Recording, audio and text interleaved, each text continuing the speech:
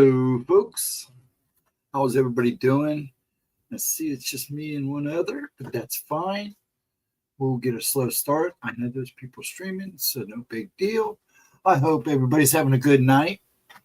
That's not too bad for me. It's been a busy day, so I still got some dirt on me, but I'll take a shower before I go to bed, maybe, and rinse off. Other than that, I'll clean up one way or another. As you can see, I do have the stubble. I had to clean it off.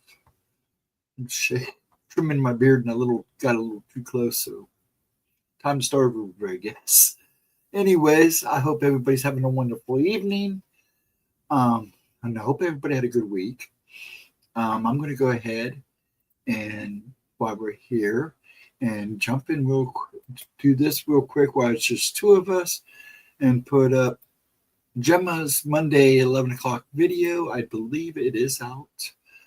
That way people know what to look for. Let me go down here. Yes, it is. Let me do this real quick so I can promote it a little bit. Hope get some views, I hope. Let's do that. Okay, right there. Let's get rid of this. Oops, can't do that. We're going to have to fix that. Hold on 1 second here. There we go. Let's try again. Okay, much better. Get rid of the chat box. Put this like this. Do this. Share screen. I'm learning. All this time, I'm finally learning. Okay, let me move this the other way. Here we go. And that's her video for Monday. Hope everybody sees it. It's not a very good view, but I made sure you could see the title. So I hope everybody's good and having a good night. Said that once before, like 3 times now. But I'm got a couple good short ones for tonight. We'll play the night by the year. Like I said, this is her 11 o'clock Monday a.m.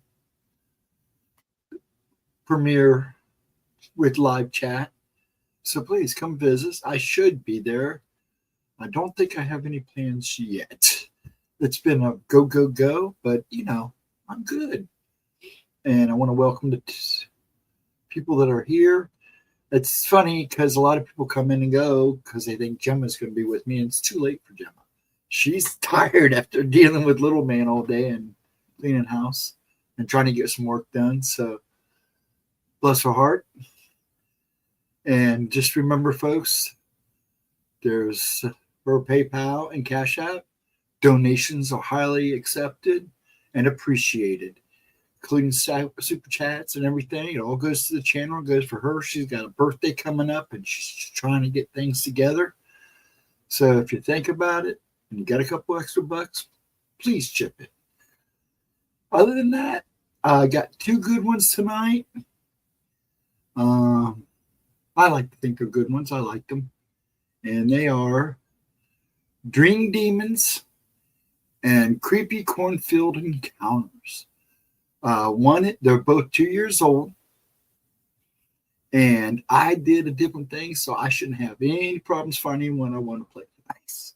So I finally figured out a good way to do it. So there we go. Sorry about the dark screen there. Other than that, we're going to hang out and chat and just try to have a good time, relax, forget about little things in life for a bit if we can, and just concentrate on having a good time and having a good conversation. Other than that, good to see you. I'm glad you're here. If you're here, please say hello. If not, that's fine. I respect your quietness because I'm often quiet myself. I give a little time for people to wander in. So I'll probably start the video probably around 12:20 or so. I might start a little early tonight. One of them's kind of long. It's about a little over a half hour because I never played the last bit of it because a lot of it's old information. And then I will be here Wednesday night, as far as I know, for spooky time. I do have some things I want to discuss because I think they're important. A little bit about me and what I see and what goes on in my life as for the paranormal, because experience something every time I walk out this doors anymore, especially with stuff that follow people. So it should be a good night. We're going to try to keep it paranormal, though I don't mind the regular chit chat too, because it's nice just to take a break from it. So hope you join me. And then, of course, 4th of July is Friday. So I don't know if we're doing Oracles Friday. That will be her decision after Monday, I guess. She's trying to tie ins together, see what's going on. She said something about possibly doing it Saturday night, which is fine. I'm okay with that. I don't have big plans, nothing that's not going to keep me from being there if she decides to do that.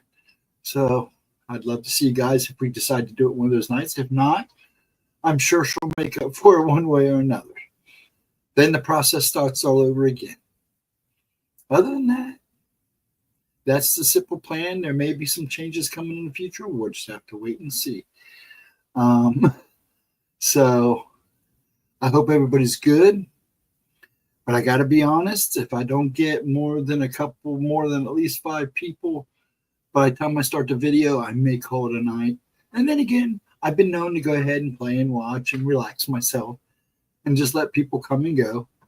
So please, don't be afraid to hang out. Like I said, we're basically here just to chillax and watch a couple old videos. Some of them got chat, some of them didn't. These, like I said, are both 2 years old. So I don't think they have well, yeah, both of them had chat. But we're going to go ahead and do them anyways.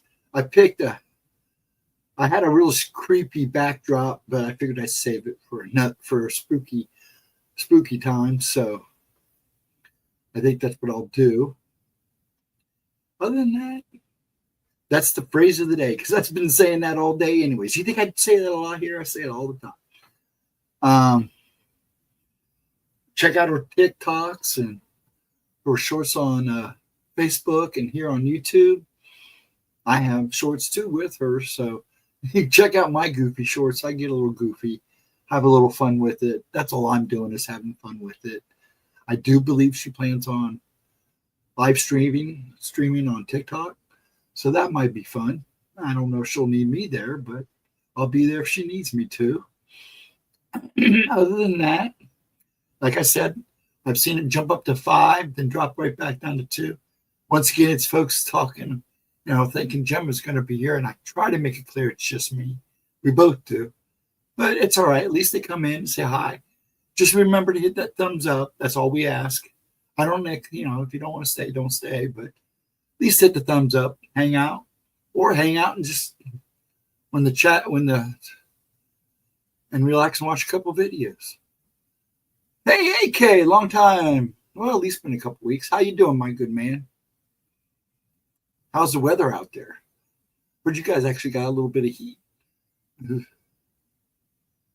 And what you grilling?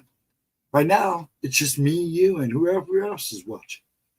Because I'm in YouTube too, so that counts as a view. So, excuse me while I clear my throat here real quick. Today it's the treads. Last night I was a little rough because of the treads. I was bouncing all over the place. I still am, not as bad as I was last night. So yeah, that's why I was quiet. That's why I kind of had a serious look on my face. Yeah, it was kind of a rough night.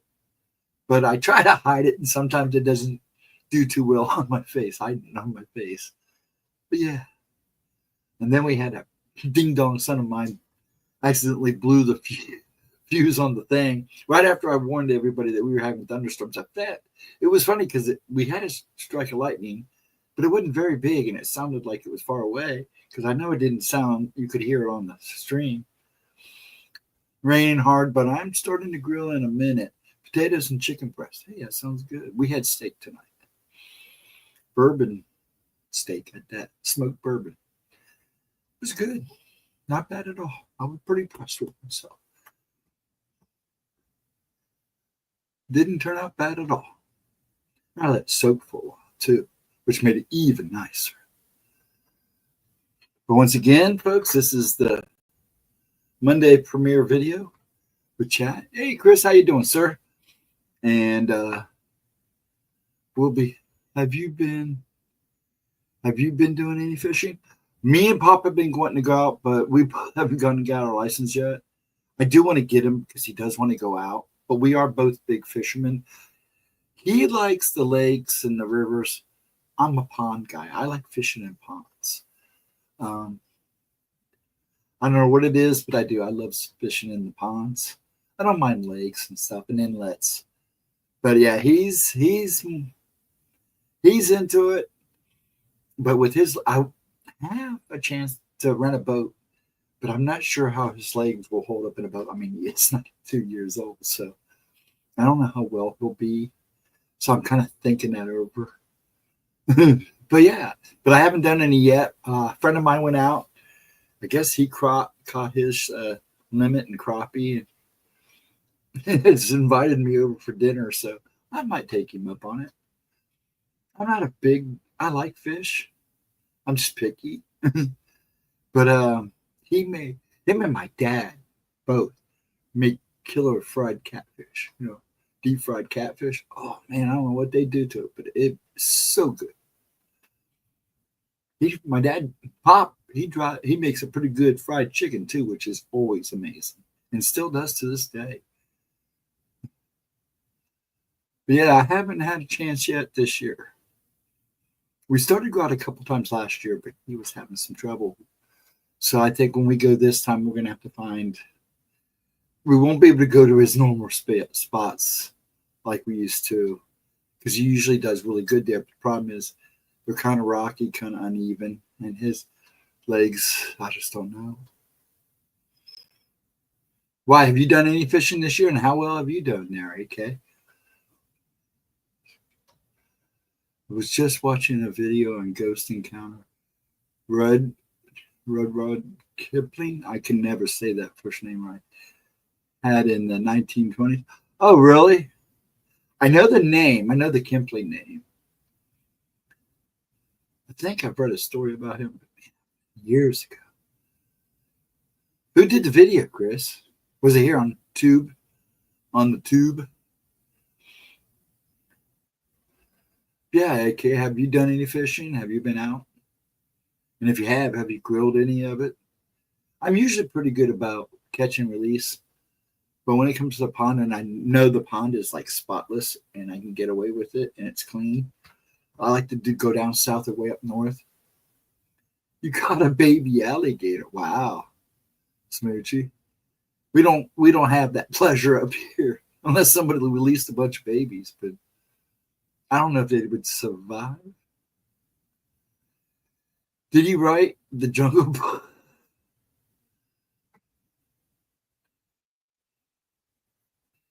Is it? I don't think it is. Is it the same? I believe it is the same person. Is it, Chris?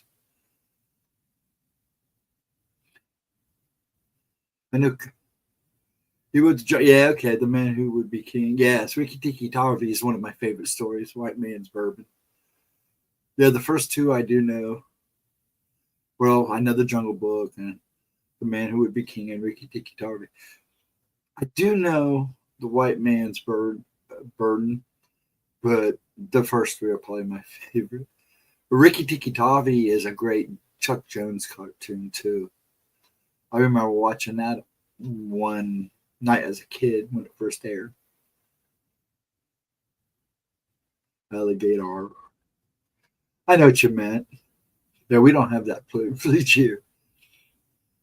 I'll tell you what, though, I've seen some guys down here at the old Natangi and my little brother pull out some huge snapping turtles. I mean, huge guy.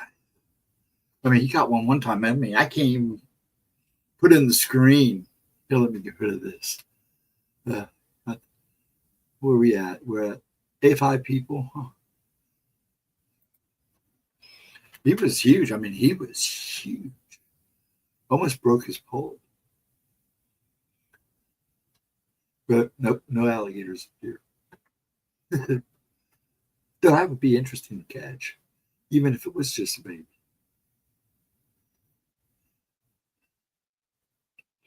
He wrote Gunga Din as well. Huge classic. Oh, yeah. They grow up to be like, oh, yeah, I know. They get big. I know they do. There you go. You go grill. We'll be here for a little bit. Like I said, I got two decent ones, so we'll be around. Okay, I probably, if I stop tonight, it's gonna probably be, what is it, 11 now? Probably around 1:30. But I've been known to go for 3 hours, so just check back later. Enjoy your dinner, my good man. And if you want to stop in and say hi while you're cooking, we are here. Mine's 8 inches. Okay.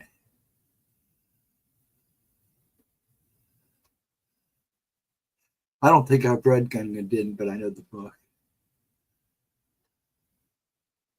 No grilling here until Friday or Saturday. Till the weekend. Till next weekend. Yeah, we'll probably grill one of those days. It's not supposed to be bad out, so it's supposed to be pretty decent. I don't know if I'll go to fireworks this year or not. Like I said, I don't know if we're. My bet is we probably won't stream Friday night, but there's a chance. And then she said there'll probably be a chance that we'll stream Saturday night, so we'll see.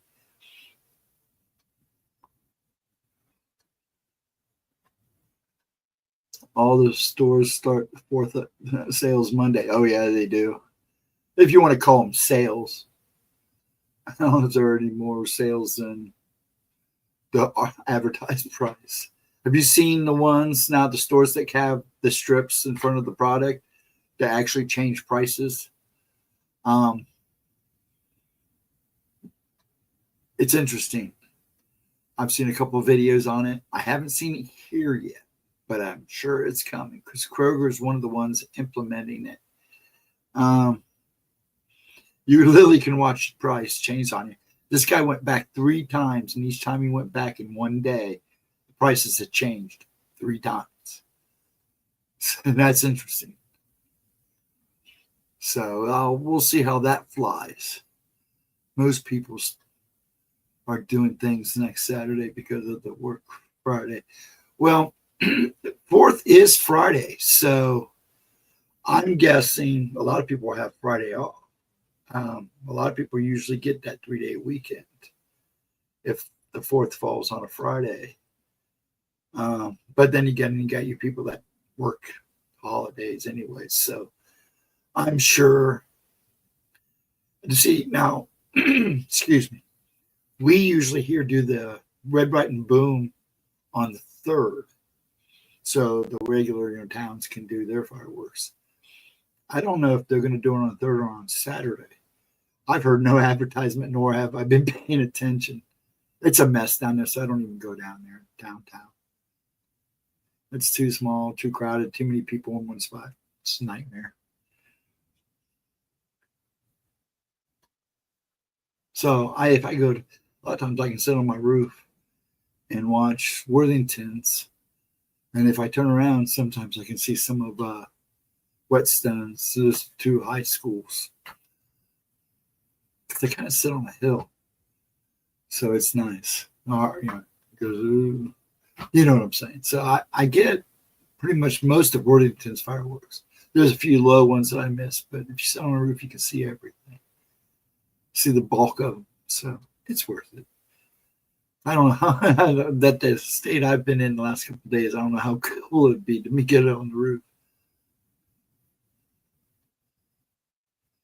I don't know anyone who gets that off. Happened for years, really. Yeah, I see. That's the thing. I don't know too many people. Well, actually, this year I do know quite a few people did get it off, but it's the type of job they do. I guess it would depend on the job you have. But I mean, if you've got to work, I'm sure you're going to work. Plus, a lot of the festivities don't start until later in the evening anyway, so you might as well go do something to occupy your time, and you got the whole weekend to enjoy. So you got to, I get it. But I do actually know a few people because they wanted to go camping, and I told them we could go Saturday because I I wasn't the only one to blow them off. Last time I was asked to go, that's what Gemma was talking about the Friday before. A couple other people blew them off too at the last minute, so they just decided not to go. I guess one guy went by himself. I hope he had fun. Well, if I know him, he probably just relaxed and chilled. He probably took his radio. He likes to listen to the radio. So. Your fireworks here in Cincy are all day Saturday. I bet they are. It's like Cleveland's all day too. Chicago, Detroit, most of California, and New York. So I get it. They've been going off here. They started already this weekend. At first, I thought it was thunder because we had storms rolling in. I'm going, that's not thunder. So I had to look on the radar, and we're clear. So I'm like, it's got to be fine. And then I realized it was fireworks. It was like boom, boom, boom, boom, boom, boom. And I go, okay, that's definitely fine. So they're starting early. So I got to deal with it all week. So does dogs. Actually, Pup's pretty good. He just goes hides. If you don't bother him, he's good. Let's see what kind we got here. And we'll get this baby going. I'll give it, and I'll start the first one at 11:25.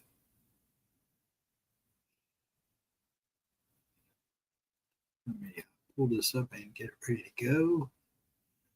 Let's do the short one first. Creepy cornfield encounters. Ooh, I almost did that right. Okay, that one's ready to go. Rock and roll. Okay. So anybody else have any good fun plans for the week and holiday other than grilling out and checking out the fireworks or staying home and watching movies? I'm just excited. A week from this Tuesday, I get to go see Superman. Man, I've stayed away from anything, so I'm ready for this. I hope it disappoints. And just even if it's just a good popcorn movie, I'll be happy. Taking Pop with me, I got to make sure he's comfortable before we leave because it's a 2 hour. I think Josh said it's almost like 2 hours and 10 minutes. So we'll see. I guess it's going to be a lot of setup going on. So let's keep our fingers crossed and it's worthy. Hamilton County Fair is this weekend. Oh, it's happening now.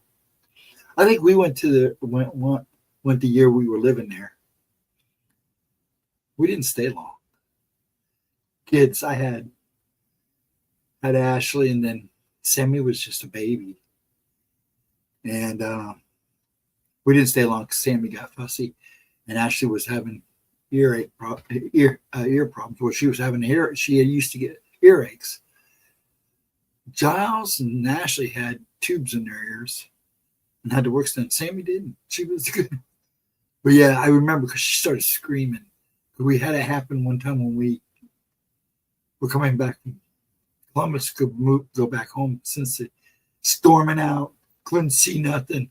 And that poor little girl was just in my ex's arms, just screaming, holding one ear. I felt so bad for her. We got her back, saw a doctor. Doctor almost caused more of a problem than he did any good. We have a bigger Mexican festival in August. Over 300 food trucks, vendors, and concerts. Oh, that sounds like one. See, the big thing up here is the Asian festival. Man, the Asian festival up here is hot. It's fun and a lot of good food.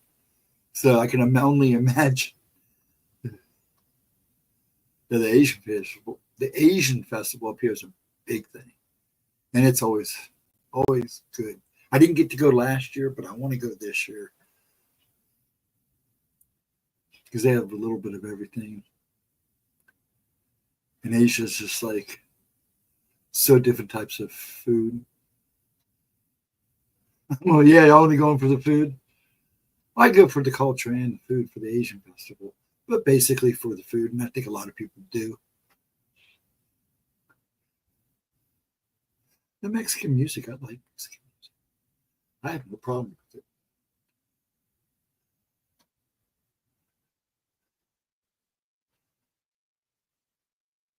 So who do we got? We got 3 people just hanging. So I'm going to go ahead and start this sucker. And then we'll go from there. Hold up, Chris. Let me get me going here. Did that too soon. Yep, there we go.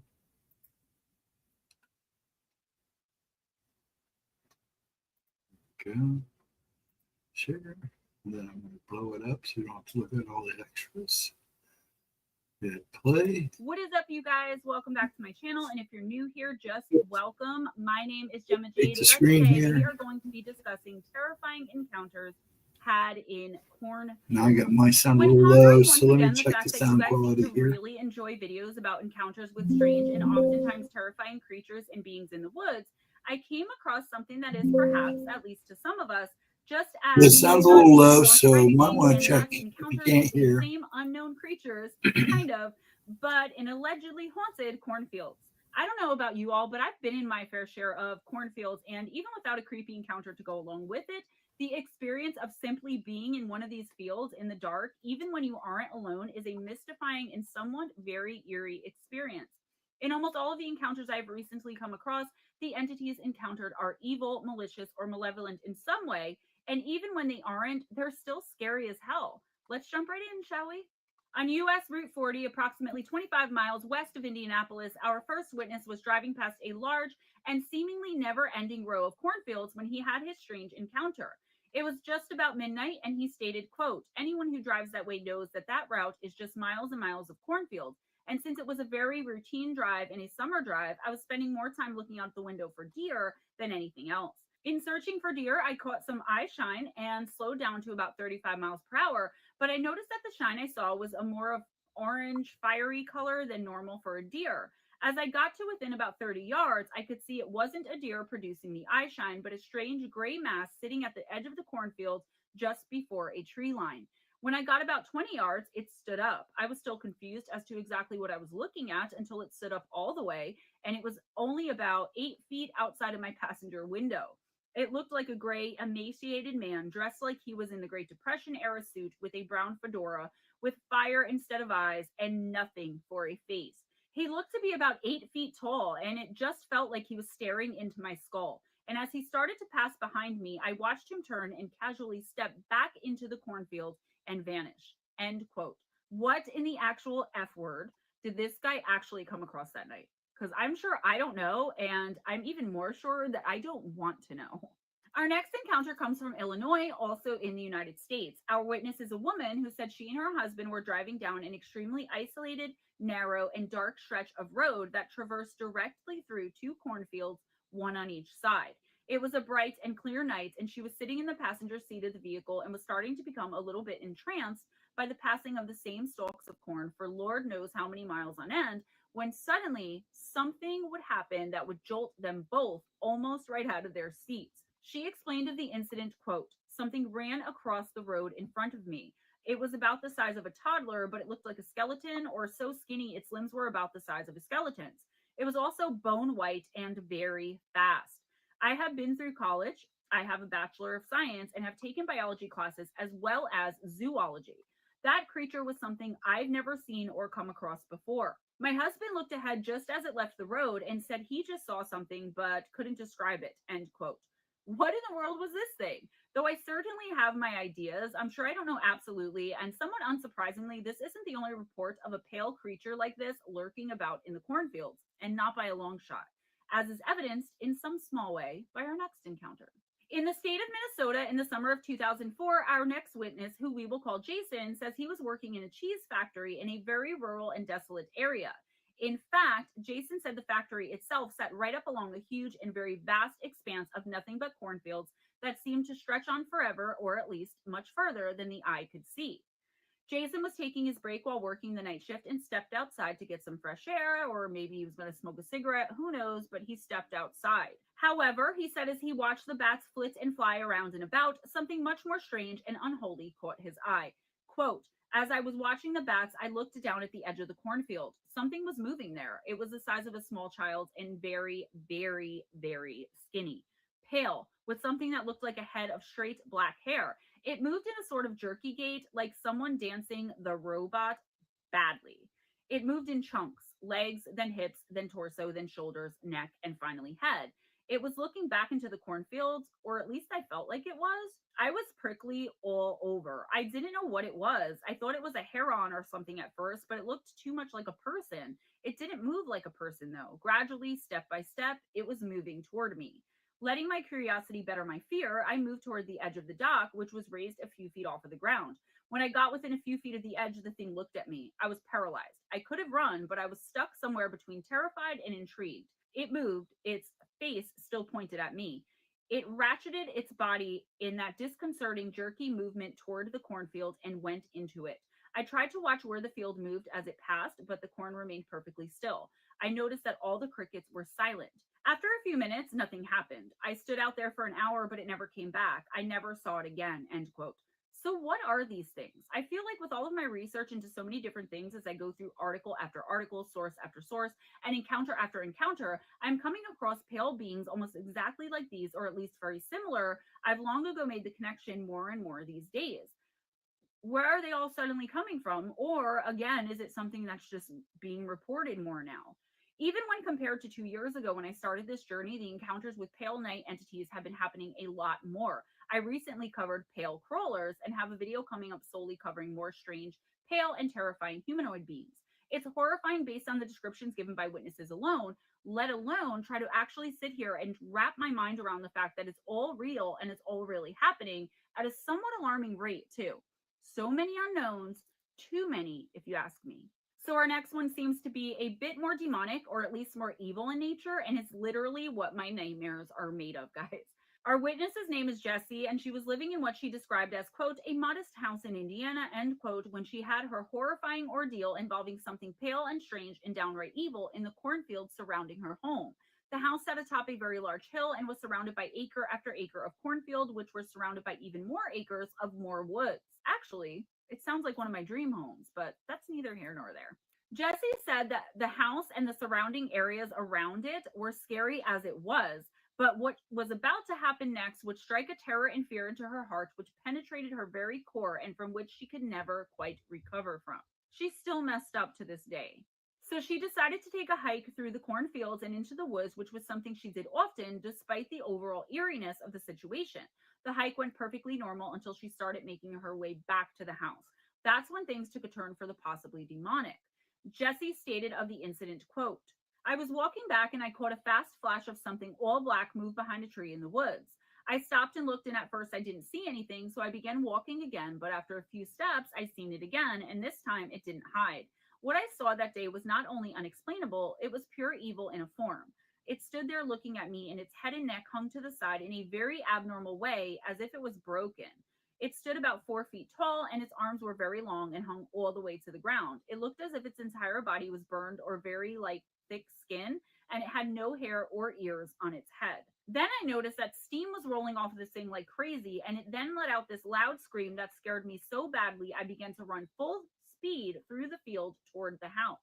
I felt as if my heart was going to beat right out of my chest, and I could hear the leaves crunching as this thing was definitely coming after me, end quote. I don't know if this was an actual demon or maybe some lost soul that died in a fire or something. I would have to get into my ideas on hell, and I don't want to do that for this video, but it could have been something hellish, I guess, or someone who died a hellish death and hasn't crossed over and keeps appearing in their death mask, which can be something that's really, really terrifying to someone who doesn't see it all the time, because as someone who does see it all the time, it's really, really terrifying. Or it could have been a demon that was purposely trying to scare her, playing off her fears. Whatever it was, I don't want to meet one in the dark or really during the daytime either, anywhere. So just putting it out there. Our next witness's name is Emily, and she was visiting a friend one night whose house was smack dead center in the middle of and surrounded by, on all sides, you guessed it, woods and cornfields. Emily said, ironically enough, that her friend was also terrified of the I find cornfields cornfields creepy or at times, rather, especially scared at of what was night. in the cornfields I'm not surrounding scared of her them, house. but The you friend never believed know they what's were lurking overcome in with them. malevolent entities, evil demonic forces, and malicious creatures, even claiming to have seen such entities on more than just a few occasions. Emily said she had paid no mind to her friend's fears and encounter stories until one night they were out for a drive through the property. Emily said, quote, my friend has always had a fear of cornfields, and no matter how many times I ask her, she refuses to tell me why. Her husband did tell me that it's because of something called corn demons. On this particular night, she wanted to visit her mom since we were going to be nearby. Her mom still lives in the same house that my friend grew up in, which is in a heavily wooded area by a lake out in the country. As we were leaving, she turned and we started driving past a cornfield. I was about to comment on how high the corn was when my friend suddenly smacked my leg. Do not look into the corn. She sounded very serious, but despite myself, I glanced over. There were a pair of red eyes in the corn, but since she was driving so fast, it was only for a split second.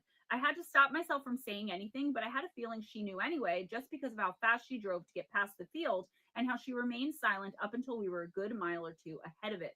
I know what I saw, but at the same time, I don't. I have no idea what it could have been. End quote.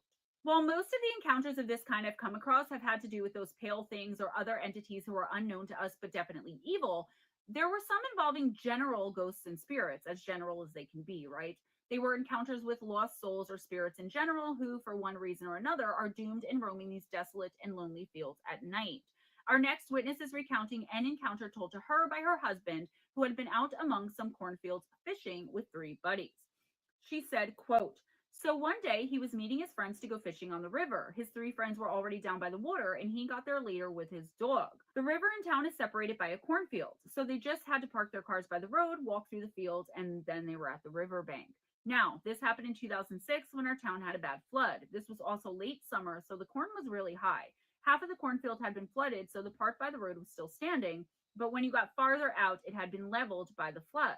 Anyway, he said he had this awful feeling while he was walking through the corn and his dog kept barking. This dog is extremely well behaved, but wouldn't stop even after my husband told him to. He said he felt really uneasy, but brushed it off because it was a short walk, and then he emerged from the corn and walked the rest of the way to his friends. When he got down to the river, he said his friends asked who it was that was walking with him. He said no one and asked what were they talking about. Well, I guess their faces turned white, and they explained that a man walked out of the corn with him and then just turned around and walked back into the corn. He said he was sure they were serious and felt certain that a ghost was walking with him, and that's why he got the feeling he got and why his dog was acting so strange. End quote. Weird. Our last encounter also leans toward the very paranormal, and I would love to hear what you all think of this one and the others in the comments below, so don't forget to leave me your thoughts, please. Our final witness for this video was driving with a few friends in Illinois on their way to Chicago.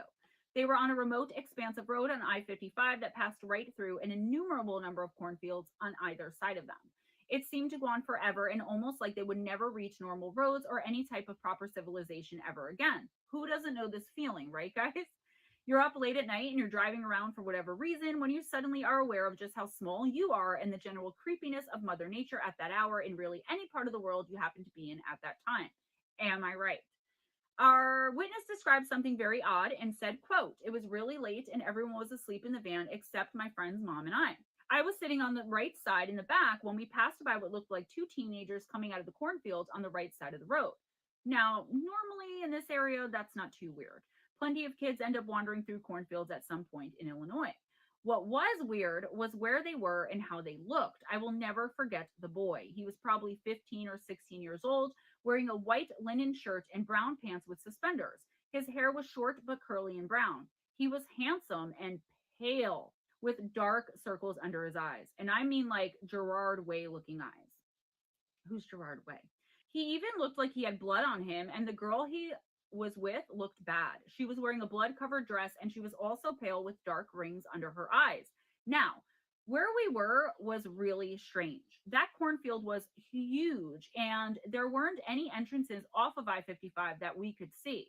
My friend's mom immediately freaked out, thinking they drove their car into the cornfield and must have been super hurt. We were driving pretty fast, and she had a van full of kids, so instead of pulling over, she grabbed her Nokia and called 911. I remember that she reported the mile marker and told the police they looked like they needed help, and that was it. I never figured out what happened. I honestly think they were ghosts. Their movements were so strange, and their placement was just odd. There is no way teenagers would be hanging out on the side of I-55 dressed like that at around midnight, end quote. I don't know. I'm not from Illinois, but I don't know, like, the fact that they had blood on them would probably strike me as more odd than where they were, but that's just me. So I ask you, I posit this to you. Was this my most beloved and sought out creature of the night, my beloved and lovely vampire? sounds a little bit like it to me, and I've been wondering if these other pale entities could be one and the same, only they were turned wrong or had something else either wrong with them or go wrong during the transformation. I mean, you're not supposed to make them that young, Her right? own So they vampires can't like crack care me for up. themselves, meaning where they can't like They're not buy glamorous by alcohol. any I means, don't know. so they try to make them You that way. can't be a minor and a vampire, or at least you're not supposed Or to. they did So make them that kind of way. makes me wonder. I don't know.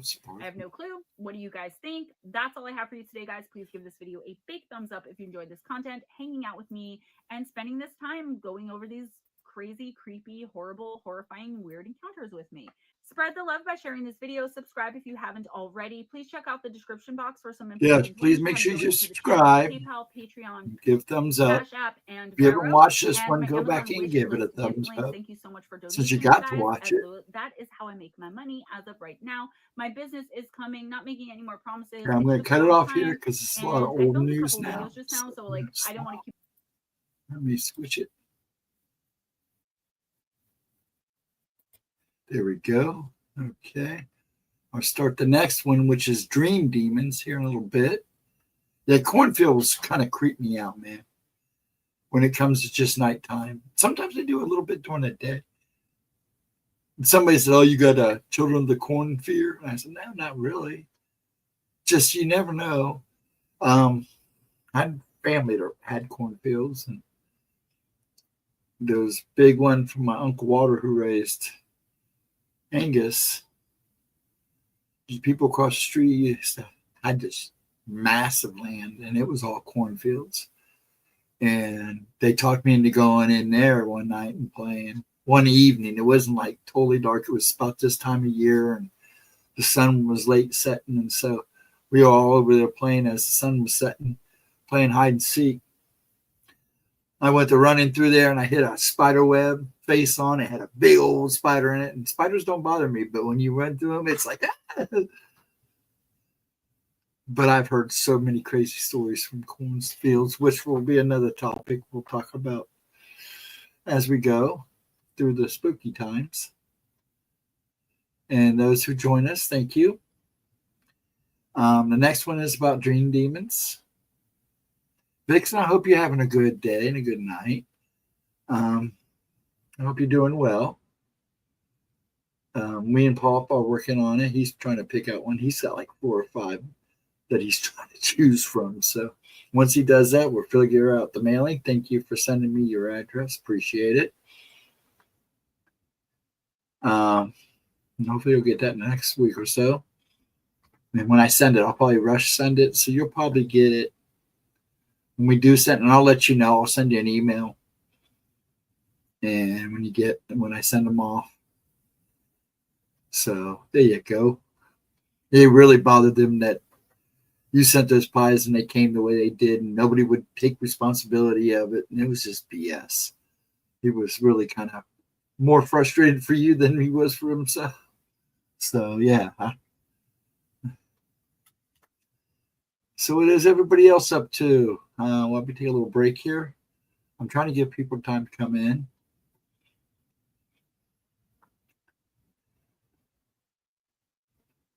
Since I've been doing all the time.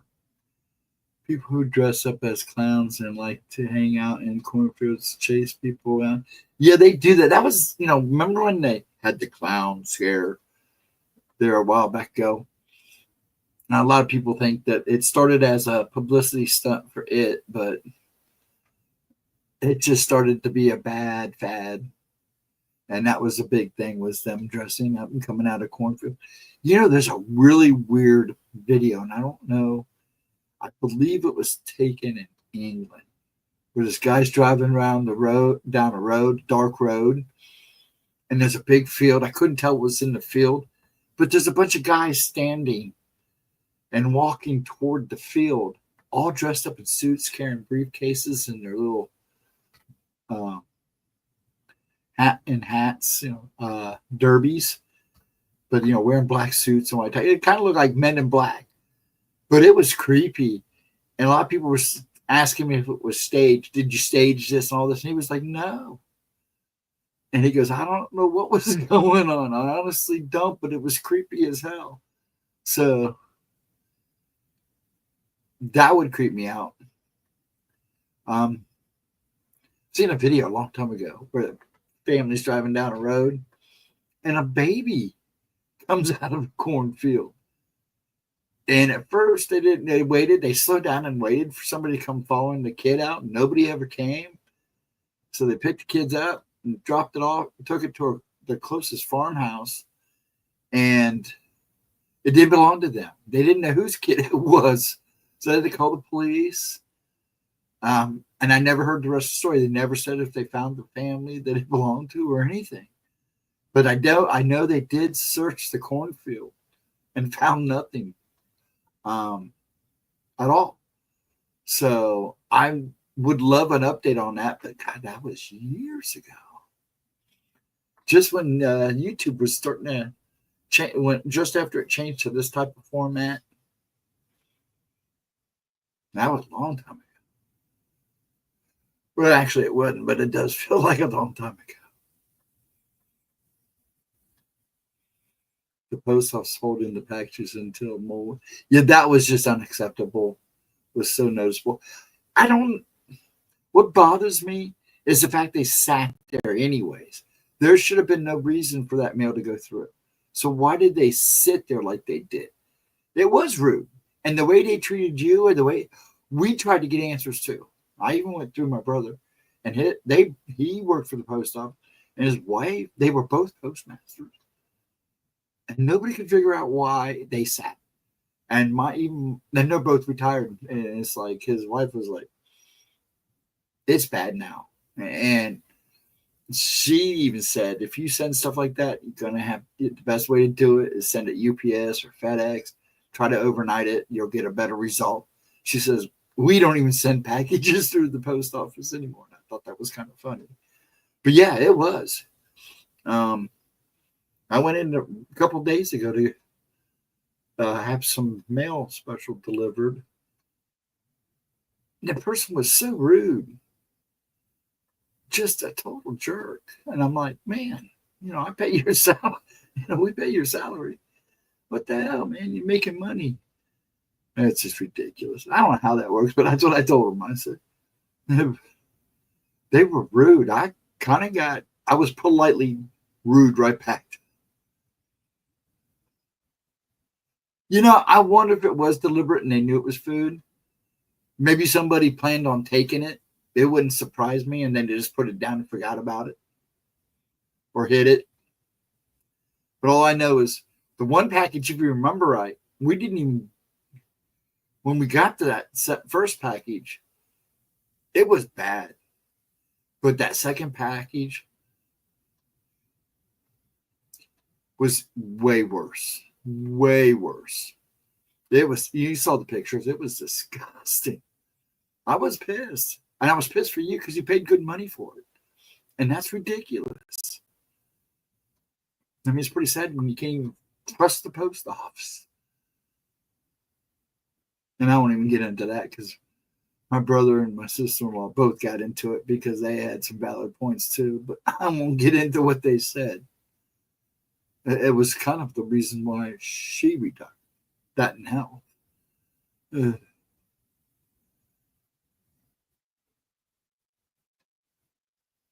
But we're going to get you taken care of, Dixon, because we both feel bad about that. It just shouldn't have happened. And, and he felt, like I said, Pop felt, we both actually felt, but Pop really felt bad that you went out of your way like that and that happened. So you should have heard him talking to my brother. Oh, man. It was like his fault. You work for the post office. You don't care if you're retired. You get this boy some answers. He was not a happy camper. Sorry. Like I said, I'm still feeling they got pretty bad last night. Right before about 2 hours before we started stream last night. I was trying to keep my cool, but I knew I could see myself on the screen. It was like, man, you're trying to smile and trying to be happy. And it was just annoyance. I hate that when that happens during her streams, and it upsets me. And it made it even worse when Charles blew the fuse. First, she had problems than I. was just a stupid problem because he turned on too many things. And I was just saying, if our power goes out, it's because we got storms coming through. And they all went around us. And next thing I know, they got no power for like 3 seconds. He was quick about getting it back on. He didn't waste no time. I wonder why I heard him running down the stairs. But he had it back on. It's the flip of a switch. Yeah, I'm not very happy with the post office. You know, I don't mind doing snail mail, but not again, never again. I have packages that I'm tracking. I came into Belfast, but instead of delivering it, they sent it off to Calais, Maine. Hope I said that right. Way north of us. Then it got sent to New Hampshire. It's after. Oh my God! Why? Why? What is the reasoning for that? That's insane. I don't get it. It's like flying anymore. Now I was going to fly to Kansas. I figured it'll be cheap. I'm just going from here to Kansas. And then Ashley warned me. She goes, well, if you fly, Mom found out they always do layovers like either in Detroit or Chicago, sometimes Cleveland. And I'm like, what? And she goes, yeah. So be prepared. And I pull up the flights. And almost everyone but one. And the one straight through was more expensive than them. And I wasn't paying it. And I'm kind of glad I took the bus. It was nice to sit back and relax. I mean, at night I took night. It was basically most of the driving was at night, which was even nicer. But it was nice. I mean, I got to sit back and relax for a change because I was going to drive out and just bring them all back in my car and then take her back home. But she wanted to go back with her daughter went back with her, my oldest grandchild from her. And then I believe one of the Sammy's kids, my other daughter's kids, went out with her. They had went to a concert Friday night, and I'm sure they had a blast. I saw some pictures. Looked like they were having a good time. So that's good. They had a free concert on base, and that was pretty cool. But yeah, it's just insane how they deliver stuff. Now, like I order cigars from Pop sometimes. And they come from Pennsylvania. And I always order UPS 3-day or a road. And it says 1 to 5, but we always get them in 3 days. It seems like within 3 days, unless I order them like today. I ordered them today, so it won't get filled till tomorrow. We'll have them probably either Wednesday or Thursday, as long as there's no bad weather. Really bad weather, so. But yeah, it's insane how they deliver stuff. We'll have to ask Andrew about that, but he's just a regular truck driver. But I don't understand how they route things. I really don't. And that sounds insane. Why would they do that? Where was the package going? Was it going to New Hampshire? Or what was the final destination? It came into Belfast, but instead of delivering it, they were supposed to be delivered in Belfast, but it went to the other 2 places instead. That's nuts. Can't people read? I don't get it. They have scanners. That's wild. That is just insane. It's nuts. That's a crazy world. What do you expect anymore? But yeah, that's why a lot of times I'll either use FedEx or UPS. And I have a UPS store right down the road from me. I haven't had any problems. In fact, Ashley's got to come back and she's going to make Buckeyes and some things for me that I'm going to send to Gemma. Because I have a place I can get the ice packs and stuff to pack it in. And I'll do it myself. So if anybody, when she's back and she decides to do a little menu run like she did last time, she's still quite a bit. Let me know if you see her. You know, it's Ashley Basil. And on Facebook, if you follow me on Facebook, if you don't, I'll let people know if you're interested on here. And I will pack it and I will send it to you. Because she's got so good. She was letting me try these new cookies she was making. She makes cheesecakes in a jar, and it's impressive. And she does like all kinds of these really neat. You just eat it right out of the jar. It is so cool. It's like a little one-man little chow, and they sell like hotcakes for her over there at the base. She sold, I guess, quite a few here too when she made them. But it's such an awesome idea. She did all kinds of stuff. She made Buckeyes in a jar or something like that, and they sold real good. Her Buckeyes are really good now. I told her she had to have competition here because this new lady just opened a shop. Apparently she's been around a while, but she just opened up a store down the street from me called the Buckeye Lady. And she's got all different kinds of Buckeyes. If you know what a Buckeye is, it's just peanut butter, like a peanut butter dough dipped in chocolate. And it looks like a Buckeye. She makes them with like strawberry filling and flavoring and stuff. They sell like hotcakes. So Ashley said she'll have to give that a try and see how they sell. Because that's the one thing she's worried about fixing is shipping. And I told her, don't go through the post office. You either find a shipper like UPS or FedEx that will work with you is the best way to go. Because a lot of her customers see her ads on, a lot of her friends and other people see her ads on Facebook and ask if she delivers statewide. And she bums out because she's like, I'd have so many customers if I could send stuff. But she just doesn't trust the post office. Plus, packaging is a little different. I have had white chocolate and coconut Buckeyes. Oh, yes, that was one of the things that she had on display. I'm not a coconut eater. Me and coconut don't get along, but it sounds awesome. White chocolate, that sounds like an idea. I bet they were good, but like I said, I just don't do coconut. But I know a lot of people love coconut. That actually sounds good. They're still shooting off fireworks. That does, doesn't it? That does sound good. But like I said, I don't do coconut. She had ones that had like a Rice Krispie treat in them. She had all kinds. I was impressed. I said, Ashley, if you come here, you're gonna have. But Ashley does make.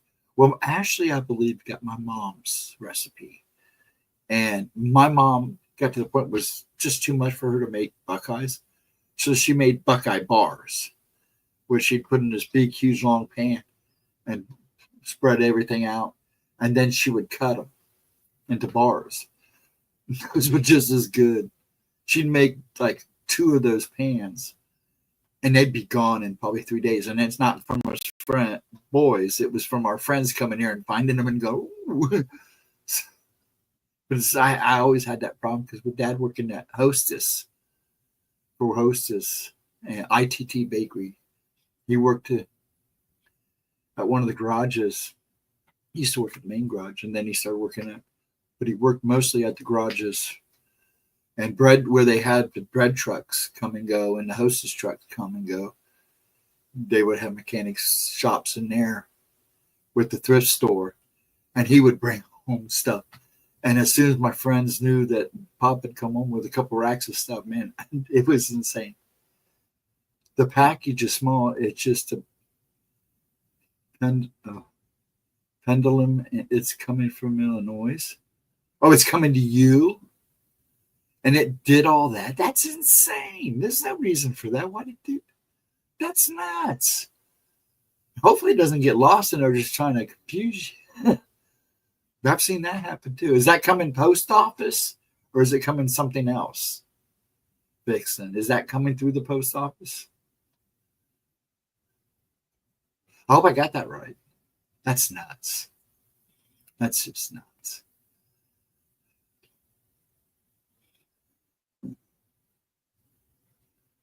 This is insane. I'll get ready to start the next video here in a little bit, the upload.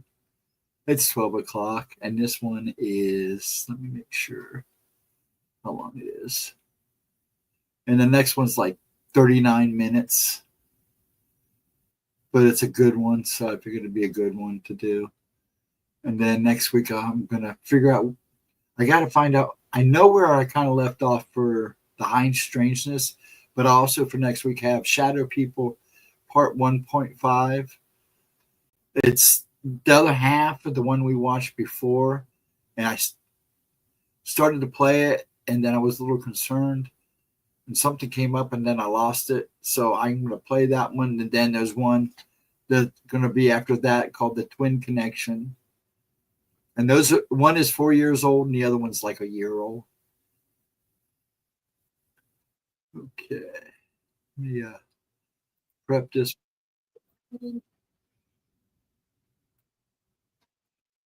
Uh-oh. She's got her glasses on in this one. I forgot.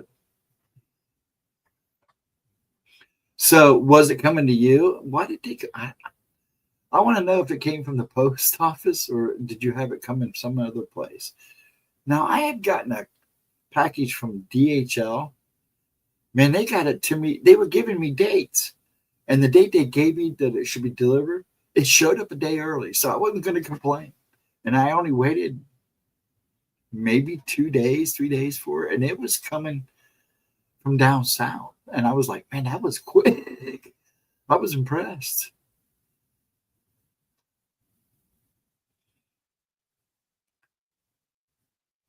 So they're making up for the post office. But yeah, I've been really disappointed in the post office. So I stopped sending any packages through them. I usually go through UPS.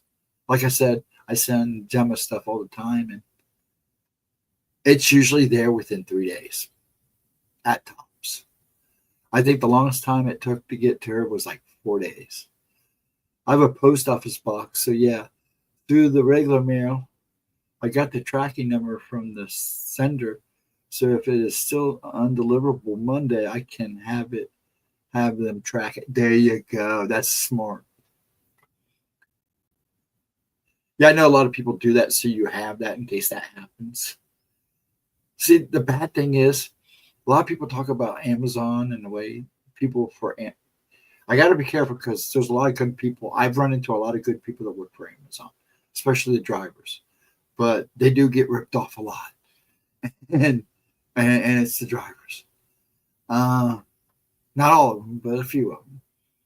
And but I'll tell you what, the post office, from what I understood, has always been bad about it. But it's only gotten worse over the years. We're almost to the point that they tell people if you're going to send stuff, send it UPS, send it, and get it insured.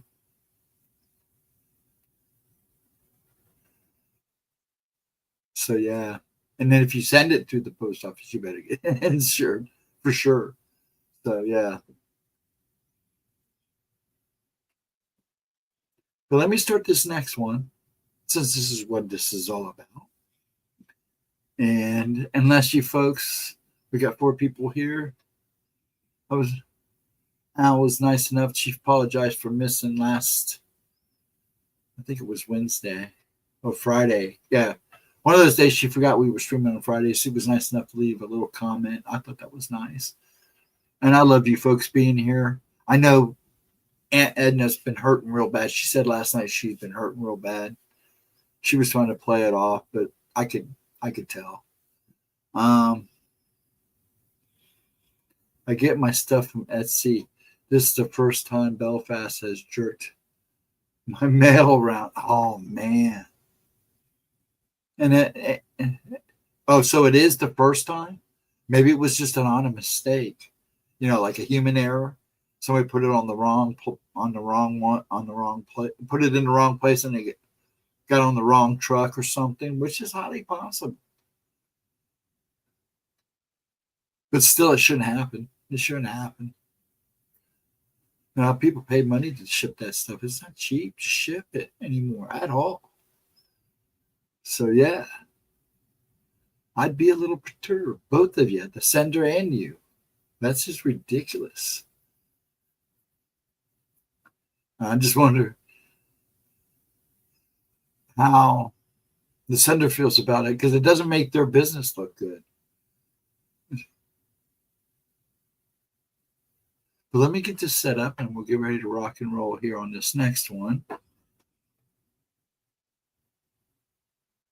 You know, I realized the last few weeks it is hard to do this by myself, but I try. I know I don't have, I don't have to do it all, but I enjoy doing this. But here we go. Let me get me set up here. Okay, she's ready to rock. I love that pose. If I can get her in a better one. Nope. Come on. Come on. Why is it doing that? Quit. Okay. Let me get it right there. Okay. I love the face I got it on. Now I changed it to even a funny face. Okay. Let me get this ready to rock.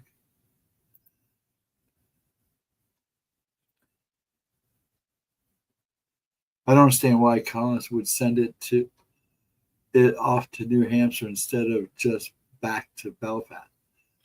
Like I said, it could have been just put on the wrong truck, which would not surprise me.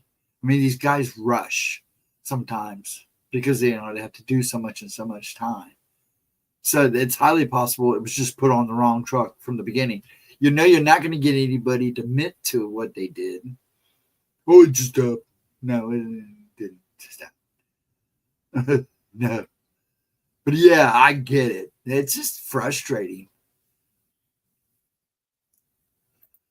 Okay, let me just set this up.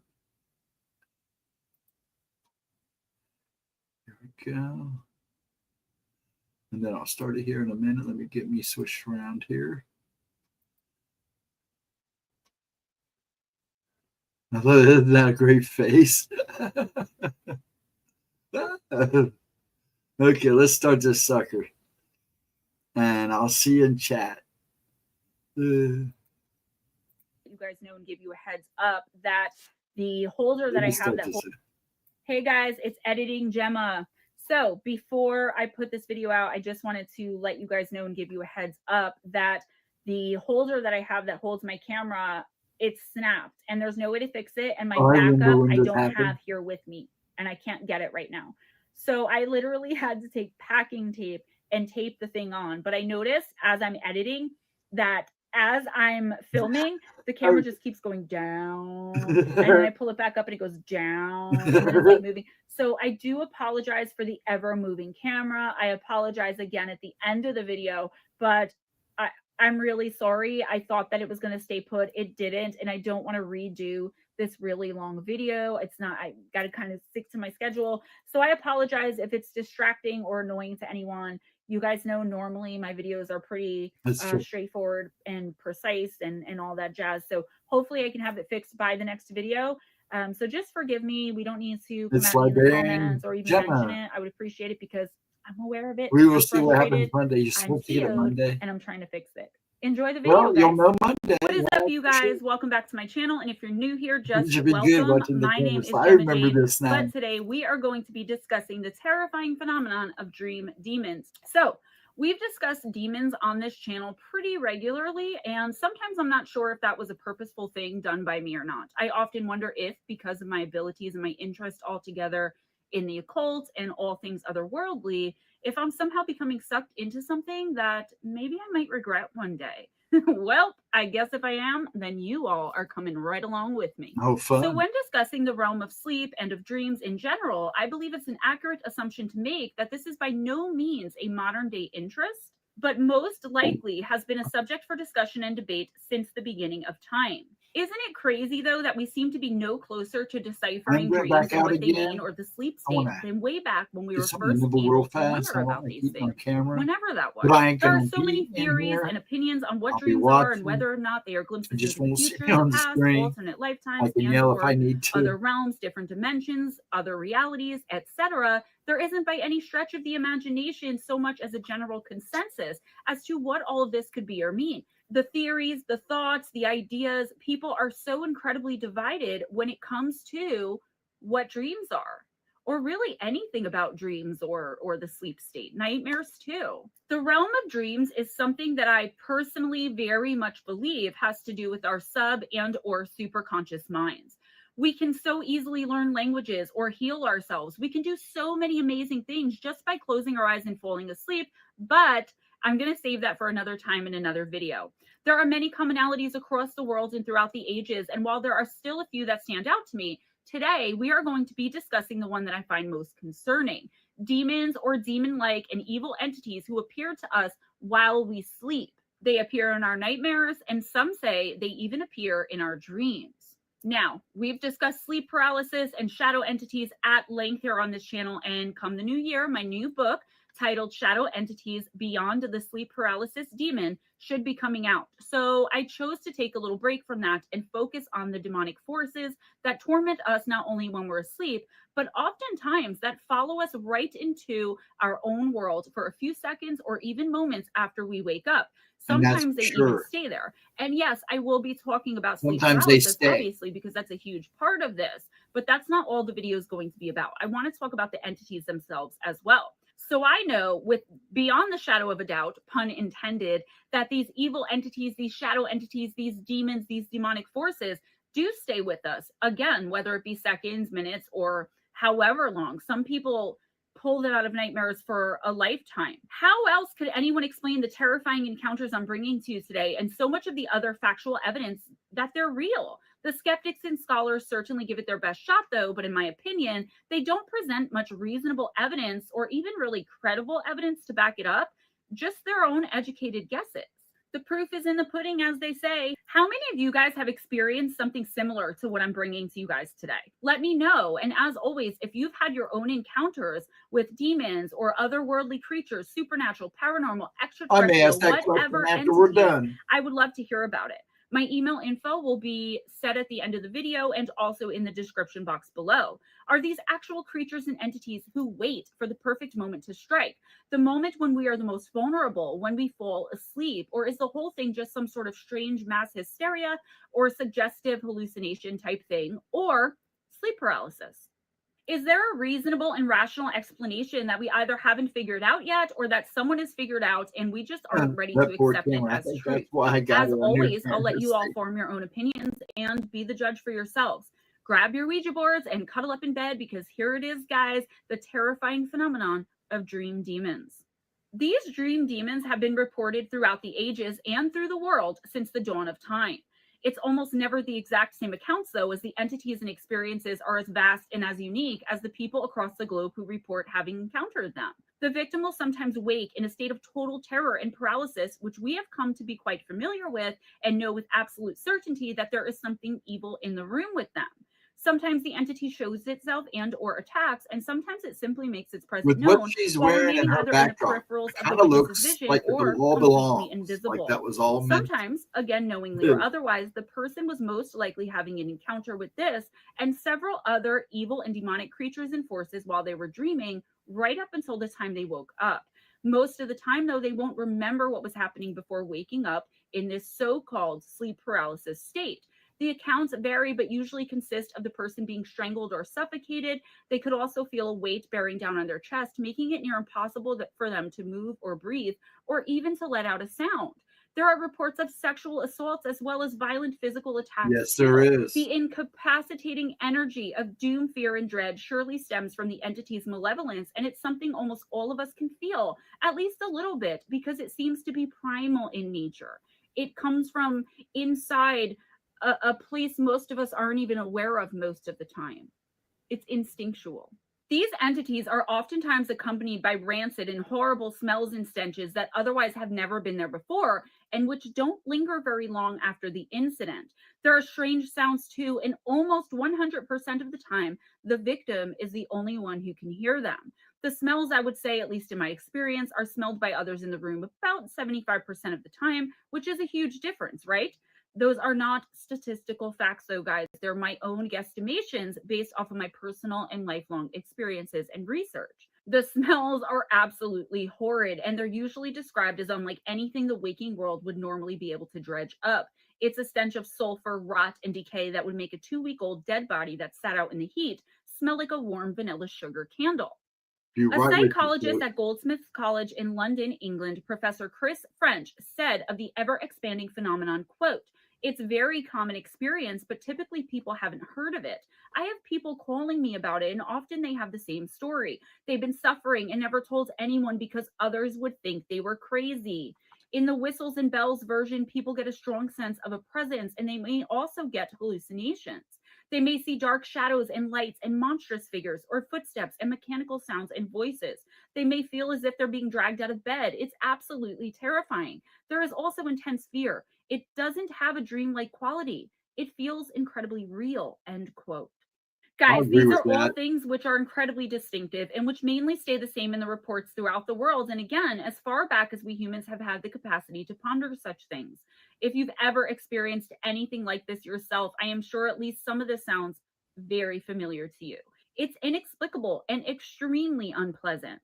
I personally have gone years at a time having these experiences throughout my life. It's like a few years on and a few years off. And during the years where my attacks are nightly, it changes me in such a profound way as I go about my daily life and try to focus on my daily responsibilities like work and taking care of my toddler and taking care of my house and just everything that I have to do throughout the day. It's almost all consuming, at least in my own experience. I can't even imagine what it would be like for someone to randomly experience this phenomenon just once, because then, I mean, how could it not take over your mind? The fear a person would feel would probably be almost unbearable. And I believe this is where a lot It of would people end definitely up being catch you off treated guard. as mentally ill or as having alleged sleep disorders. To me, it's all hogwash, guys. Bull hickey, bill duty, hogwash, poop. Looking into the face of the obvious and calling it a bad dream or even a nightmare, all while being faced with unbridled evil, it's absolutely mind-boggling. A lot of these It's cases have mind-boggling. too many But that's just me. similarities. Here is another very short encounter from someone unknown. Quote, "I couldn't move a muscle. Something was in the room and walked across the bed. I tried to scream, but only a slight noise came from my throat. Whoever or whatever was in my room then disappeared. Unfortunately, I've been getting this horrible paralysis for about 2 months now. The last time it happened, I managed to open my eyes, but I still could not move my body," end quote. That's the thing though, isn't it? The fact that it doesn't matter one bit who is recounting their own experience and where they're from. It doesn't even matter when it all happened because it's always generally the same theme. With that being said, I know some people are skeptical of anonymous encounters, and I don't really blame you. So here's one we can put a face and a name to. The victim's name is Helena Adelina, and she is a 24-year-old who reported an extremely vivid and very menacing encounter for months on end, every single night, and she very quickly became a believer. She is absolutely sure that what she experienced was 100% Edna's real. daughter Here's had what the she had same to say about it. situation. Quote, "He was a tall, slim figure, but with no features, like a silhouette. My sense there was was that he two was of them. terrifying, an ancient being, very dark and pure evil. Sometimes I would wake and not see him, but hear his voice in my ear talking about destruction, war, and death. Sometimes he would grab me around the ankles and drag me under the covers. I would be fighting it and struggling to breathe. Sometimes a woman would enter the scene, laughing and cackling. She would keep slapping me around the face and laughing, finding Sounds it like all the very hag amusing. And there would be in a the hat. serious ringing in my ears. When I came out of it, my ears would still be ringing very badly. At the time it was happening, it felt like it was going on forever. How long it went on for, I don't even know," end quote. At first glance, it would seem she knew the gender of the entities despite them being featureless, maybe because of the sound of the female's laugh and obviously the man's voice whispering in her ear, and that could have very well been the case.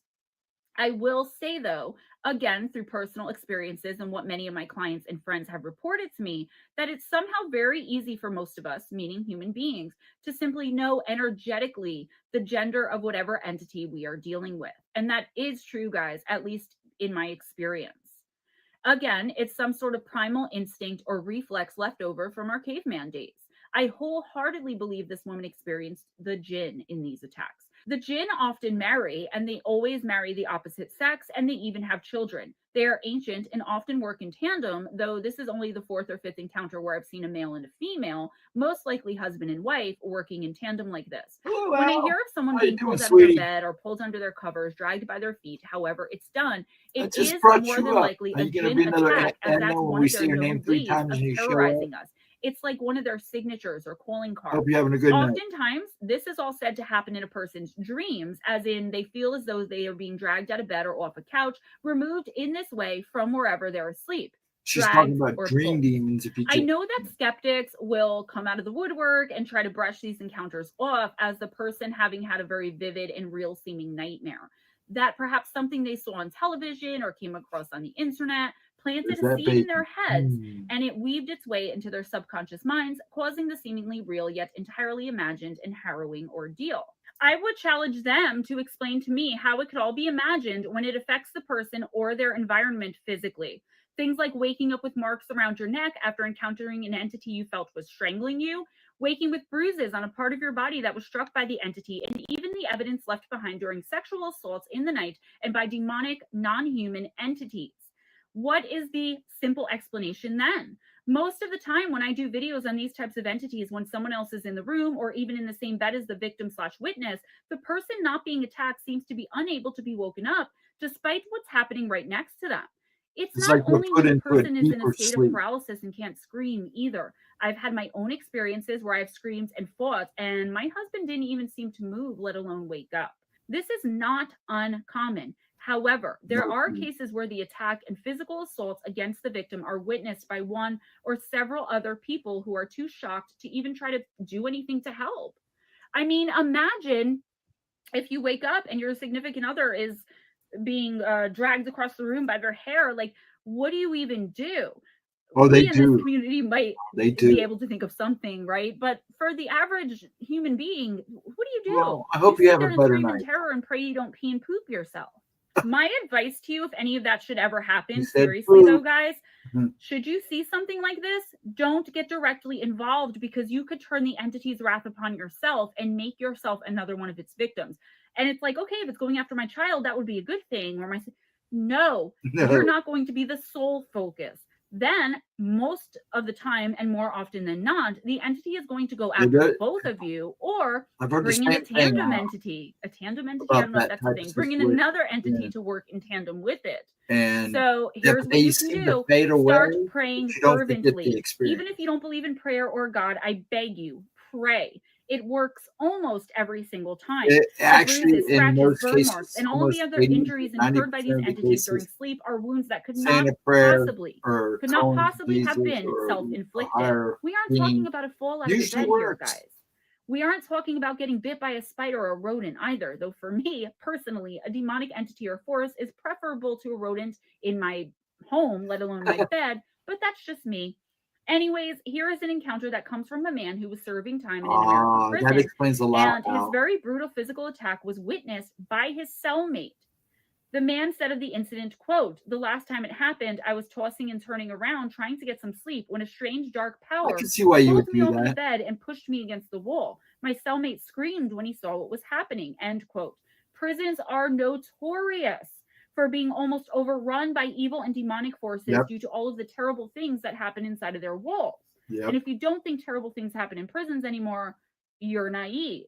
The injustice, the murders, the fights, etc., just the overall energy of the people who live in them is enough to open up several vortexes and portals into the unknown and unseen realms where evil is known to reside. When asked about it, the cellmate would swear up and down that he saw the victim being physically lifted off of his bed and thrown. Actually, there's a lot of prison stories. This wasn't just a man looking for attention either, guys. He wasn't tossing himself a few inches off of a floor and into a wall as hard as he could either. The cellmate said the other guy was literally launched, and I quote, "into the opposite wall of the room the bed he was lifted out of was on." So he was picked up over here and thrown over there. There are an innumerable number of cases, too, where the alleged quote-unquote visual hallucinations are seen by others in the room. Also, what about when objects are thrown or otherwise move on their own? It's not something that goes unnoticed by others in the vicinity of the victim either. In my mind, these facts alone make it impossible that these are actual hallucinations at all, and that they are, quite obviously, at least in my own very humble opinion, come from me, very real and actually happening. There was an article about all of this written by a man named Craig Parker, and he tells of an account sent to him by an elderly victim who said, quote, "I'm terrified at night as I believe that I'm being menaced by a ghost or a spirit. If I awake during the night, I see what I would call smoke in my room. One night, my husband and I saw the harrowing sight of my bedclothes being slowly pulled off the bed, but the last straw was when I felt it move to the side of the bed and poke me hard in the arm. I prayed out loud, but it would not go away, end quote.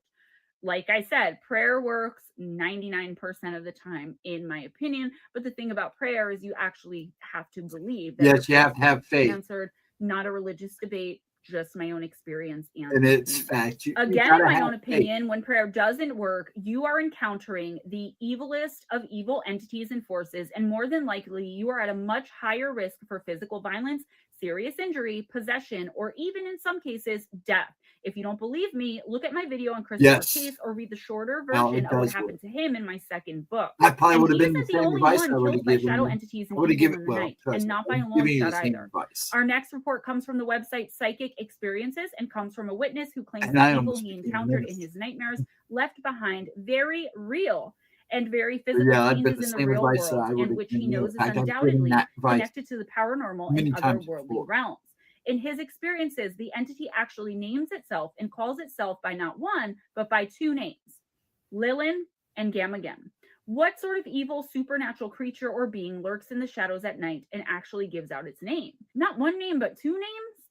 Stay with me as I have heard these names before and have dealt with it personally. It's extremely uncommon to the point of almost being unheard of for a demon or evil being to name itself. It gives the human too much power over it. But then again, the human in question would have to be aware of that fact in order to use or wield any of that Knowing power, their names is a big thing. this victim reported always encountering the same entity, the one with the two names, and that the situation would always be the same.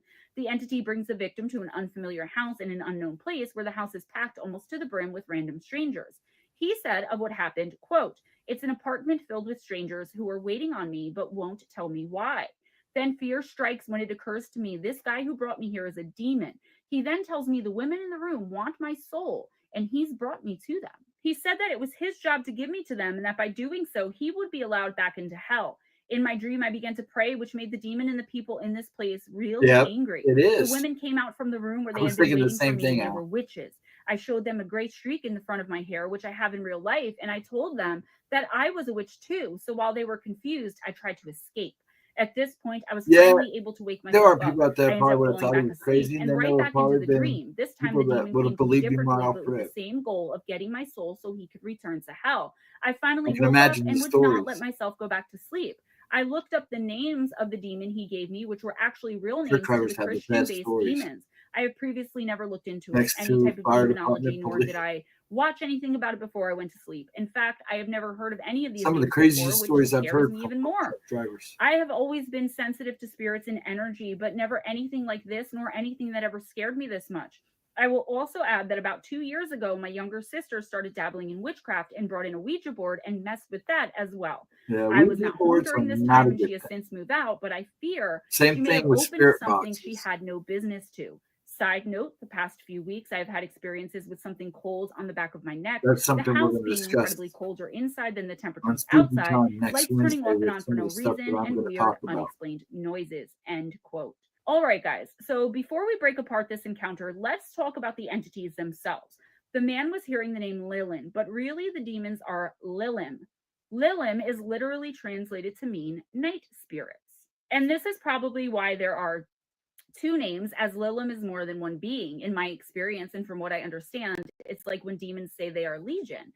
It just means that there are many, a legion of them, if you will. These spirits were known to attack men in the middle of the night, and the men were usually chosen randomly. They are also said to be the daughters of Lilith. I could do a whole video on her alone, so I'll try my best to keep my information short and to the point here. I feel it's necessary, at least a little bit, to talk about the forces attacking this man on a nightly basis, because we actually have some information in order to be able to do so right now. The fact that they choose only men shouldn't come as a surprise, as they are top-tier succubi who live in covens throughout the world in realms and dimensions unseen to us, and access us through the same portals which all other evil entities and forces seem to. If you want me to do some kind of video on some common demons or ones that I've come across, demons throughout history, something like that, don't hesitate to let me know in the comments below. So anyways, the Lilim are evil and lustful and usually do the bidding of their mother, Lilith. They have an Asmodai who is their male counterpart. The And Asmodee Lilith are the princes of is hell only brought up themselves. once in That's the a book. lot of really terrifying power here, guys. So, okay, let's briefly discuss the other name he heard and then move on to unpack the encounter itself, because I have some really interesting ideas about this one. Oh, and I know that someone out there, at least one person, is going to be wondering why, if these are succubi, the man isn't reporting sexual attacks or assaults.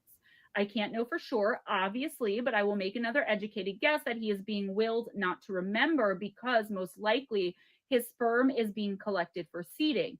That's, again, another video altogether. Also, remember, I said they act at the behest of their mother, Lilith, and she too is a succubus, but does much more than assault men sexually.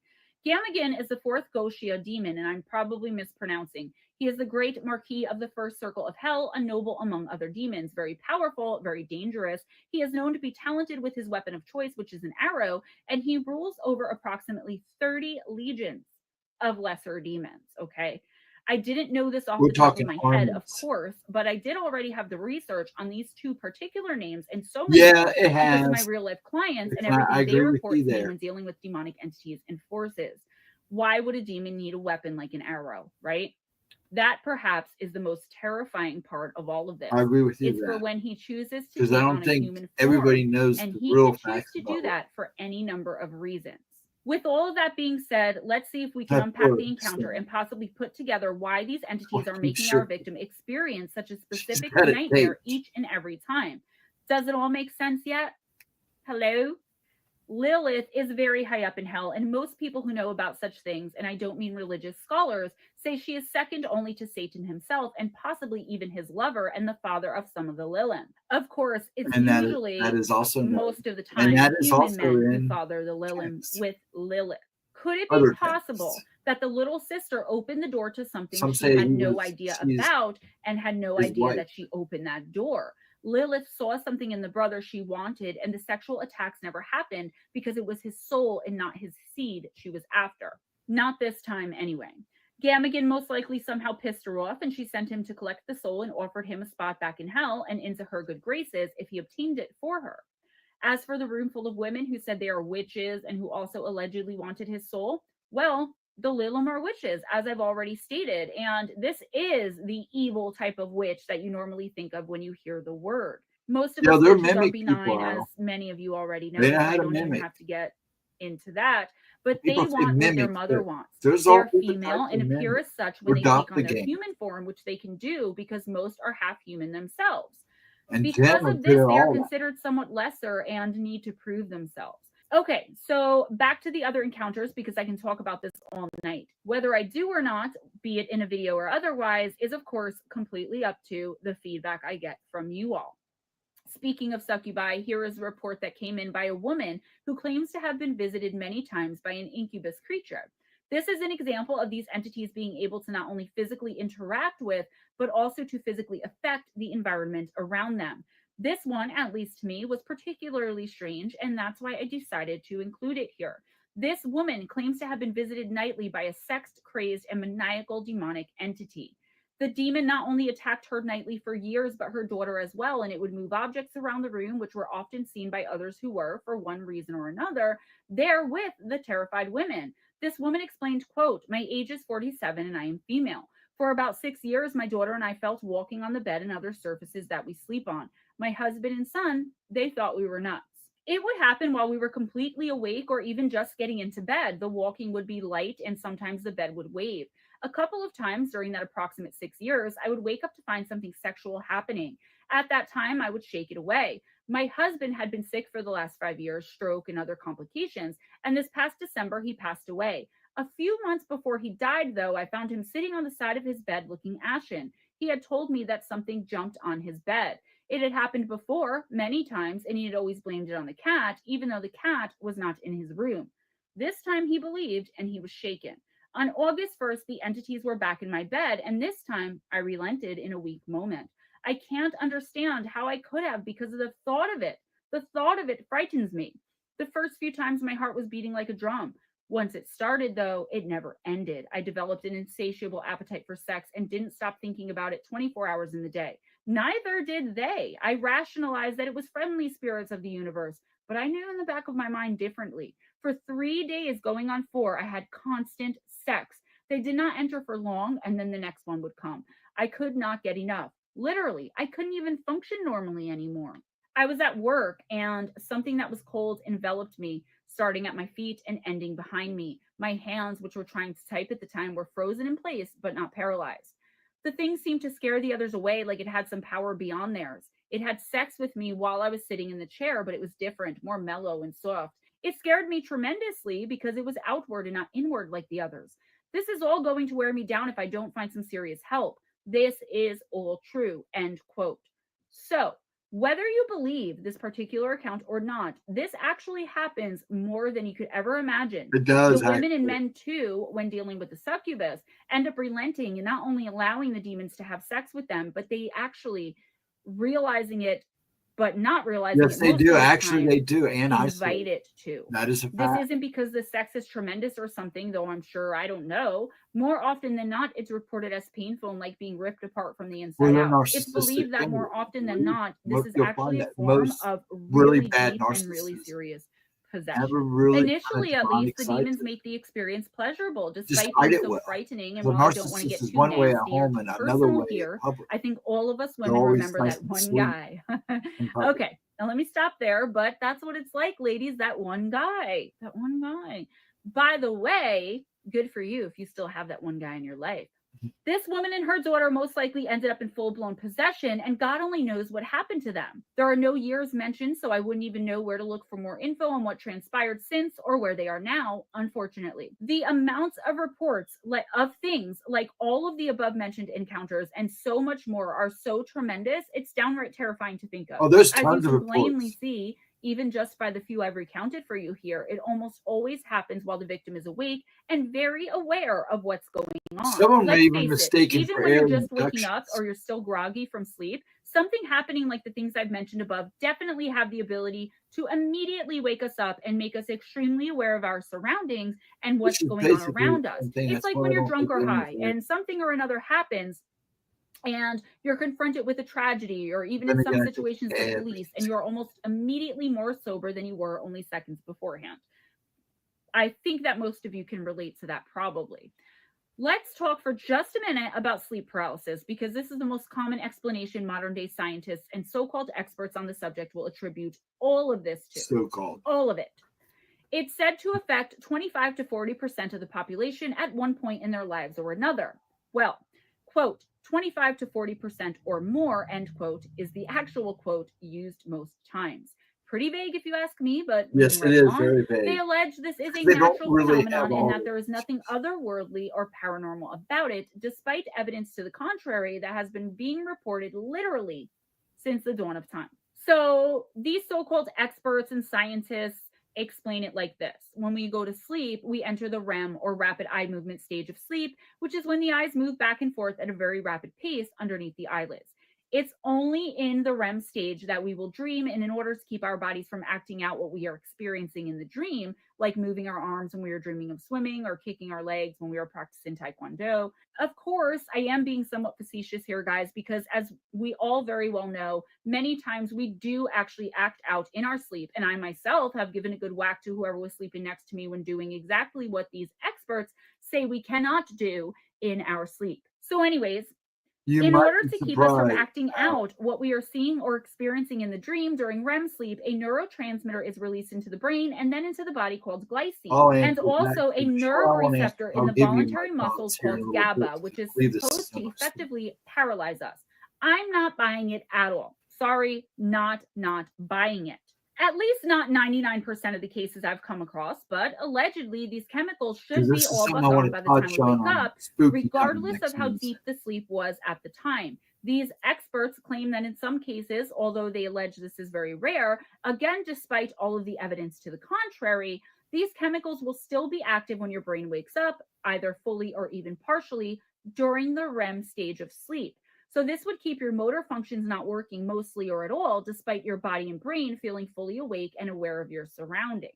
According to this theory, which I'm sorry, but I will state again, is extremely ludicrous, at least in my humble opinion, sensing an evil presence or some sort of supernatural attacker is merely your brain's way of trying to align itself with what's going on. in a desperate attempt at rationalizing the Oh, brain that True. What's creates up? these No, you're fine, entities True. and shadow beings and whatever else has been being Oh, you had to reported as work. coming Oh, that's fun. through for literal millennia, and sleep paralysis is used to explain so much more than these attacks and intruders too. It's been said to be the cause of poltergeist activity, Good to alien see you. abductions, and even demonic possessions. Yes, sleep paralysis, guys. The Huh? fact of the matter is, while this is the accepted scientific and rational explanation, there still isn't much at all, if anything, by way of facts to back this up.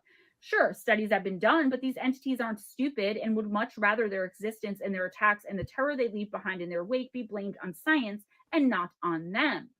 They know exactly what they're doing. Also, sometimes we can refuse to see what's right in front of us. And I bet anything that there are scientists and so called experts out there who have seen these entities, or at the very least, the attacks on the test subjects with their own eyes, and yet refuse to accept it as a reality. What they could possibly be telling themselves in order for them to be doing this, I'm sure I don't know. But this is why I call these types of people sleepers.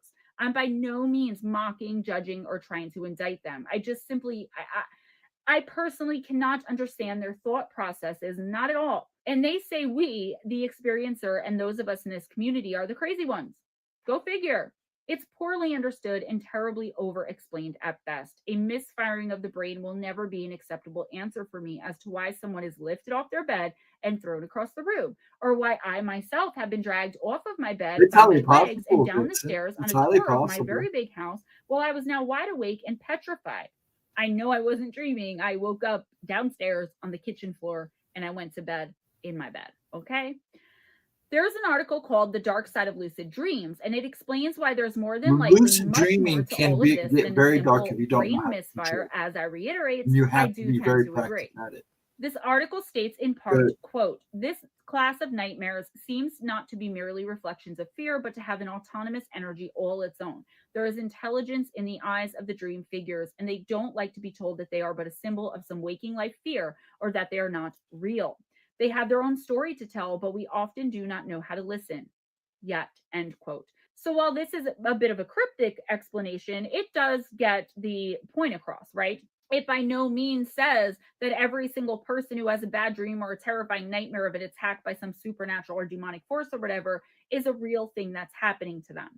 I will say, though, that I believe most times that's exactly what it is, especially when it's recurring or happens more than just once or twice. So if you ask anyone who has ever experienced this type of encounter and or attack, once or twice is more than enough for them to be sure that they never want to have it happen again. Whether real or imagined really doesn't mean much when you're being strangled to death or sexually assaulted by some demonic entity or force or whatever else lurks in the shadows and waits until we are at our most vulnerable to strike out at us.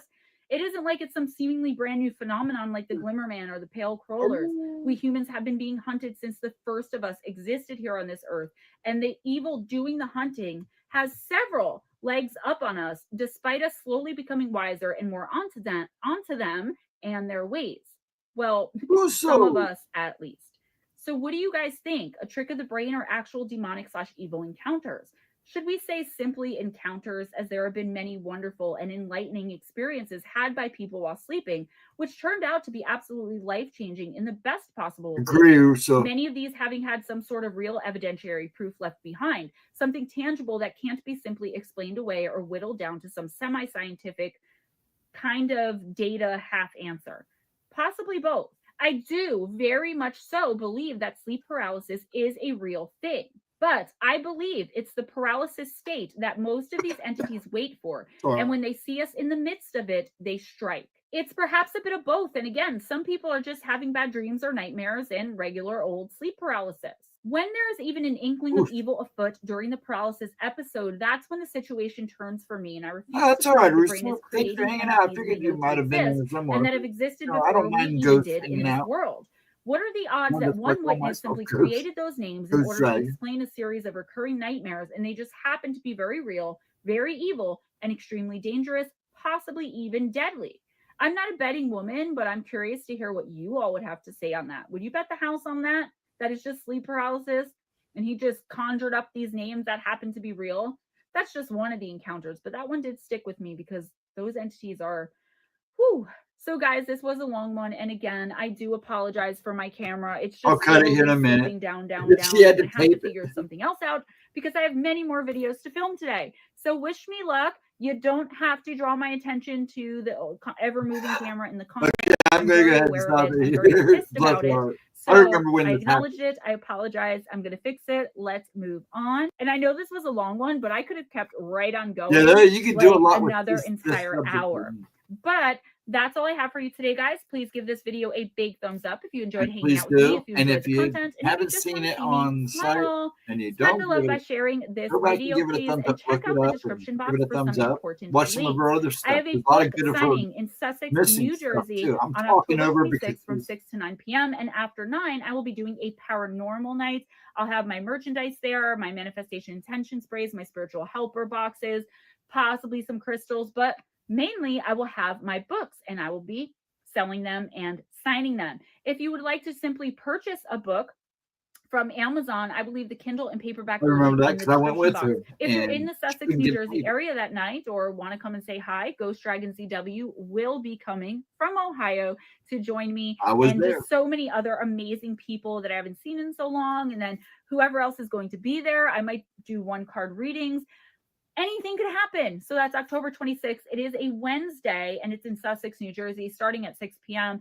Email me if you would just like to purchase a copy of one of my books, either Missing the Fae Theory or Encounters with Evil, 101 True and Terrifying Stories, or both, and you would like an autographed copy, please email me before you make and that a still purchase. goes If you would like a personal intuitive oracle reading, either by video or remotely, just either contact her or me, and we'll email me set for it more up. information on that. Wednesday nights from 7:15 p.m. Eastern time to 11:15 p.m. Eastern time, or until we run out of people to read for. It's me and Ghostdragonzw right here on this channel doing one card pulls, random card, random deck. Come on in. It's for donation only. So if you don't have a donation, that's okay too. Come in, get you a reading. Guys, I know that I'm forgetting a lot of stuff, but I hate rambling at the end and I'm super pissed about my camera. So be kind to each other, guys. It doesn't cost anything. Be kind to yourselves and never accept anything less than others being kind to you. Why? Because you're amazing. You're capable. You're smart. I'll leave this okay, part, you deserve the absolute best. And you should always, always, always know that about yourself. Always go in grace, smile at a stranger, and I'll see you guys next time. Bye. I hope my head's not cut out. What is up, you guys? Welcome back to my channel. And if you're new here,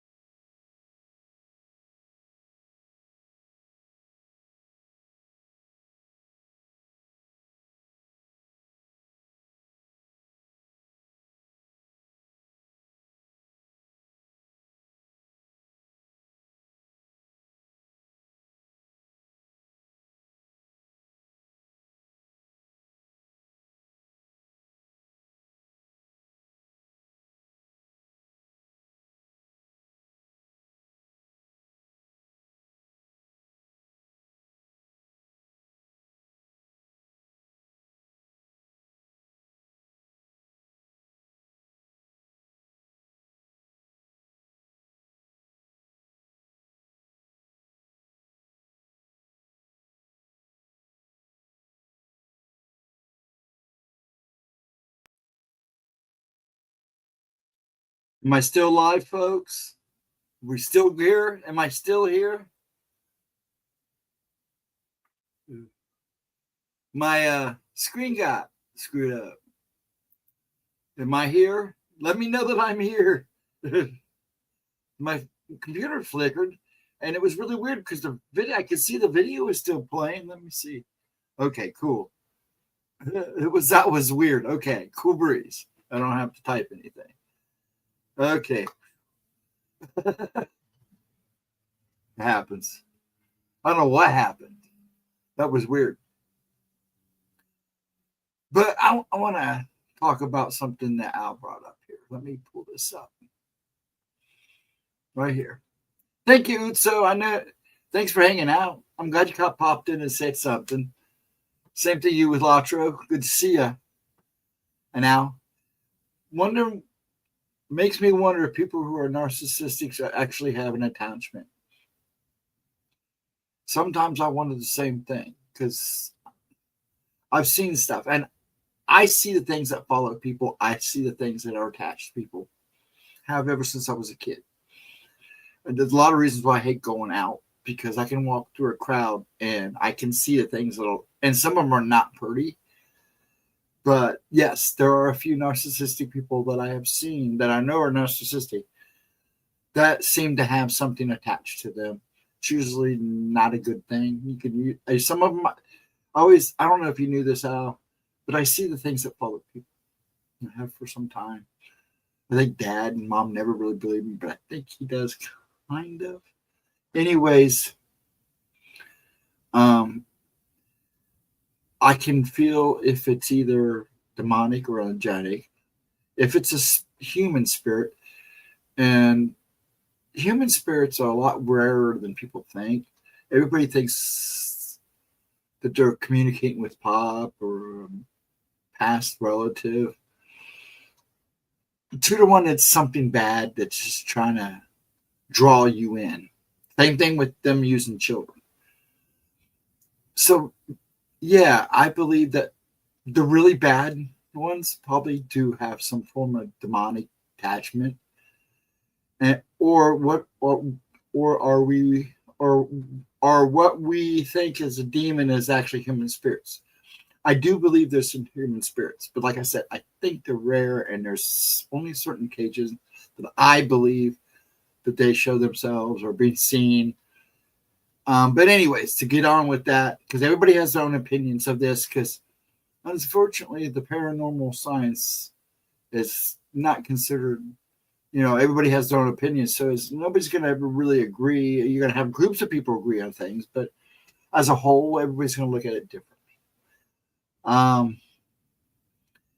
But I think most times when people see like children ghosts and stuff, or if they're really been saddened by a passing and it's really troubling them, that's when you're sad and depressed. That's when you're at your weakest point. That's when they become the most obvious to use. They use that to obviously draw you in. Yeah, they ambush you. Oh, he's talking about Wolf still. But yeah, but those are opinions you have to form for yourself, as I always say. But my view is you're going to find most really bad narcissistic people because they do a split personality. Most will be the most loveliest people you'll see on public, and then they get where they can be private, and that's when it shows themselves.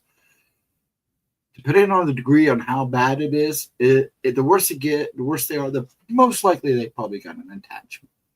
And usually it's not a good one. But that is my own personal feeling from my own personal experiences. And as for the sleep paralysis thing, I agree with pretty much everybody in this room. You have to experience. These people don't experience this stuff. Unless, they're maybe somewhere along the line has. But my view is some of the research I've read, too many accounts are too much alike. Too many similarities from people who are on opposites in the world pretty much tell the same type of stories. Kind of like abductions. That's why I don't always believe abductions are alien. It could be demonic too. They're still talking about predators. I only have split eyes when I'm shifting into my natural form. But those are my opinions. I don't know if that'll help you out, but those are kind of the way I think. And Jinn, they're very powerful beings. They've been here before the creation of time with the angels. and they're elementals. Most of them are one form or another of an elemental. So yeah, they are powerful beings, and they can actually be good too. A lot of people don't realize sometimes jinn can be good, but they usually have a bad tendency. So you kind of will have to watch them. Majority of the reports I've heard have not been pleasant. Actually, Gemma thinks that when her mom, before her mom moved the house that she was living in, and I've been in the house, was a jinn. I'm not sure, but I know that there was something in that house, and that house had history. Plus, there was a funeral home right across the street at an angle. So it could have been anything. But whatever it was definitely messing with her mom. And the people that I believe own the place were of Muslim faith. So it's possible. Though jinns don't only appear in East, they're everywhere.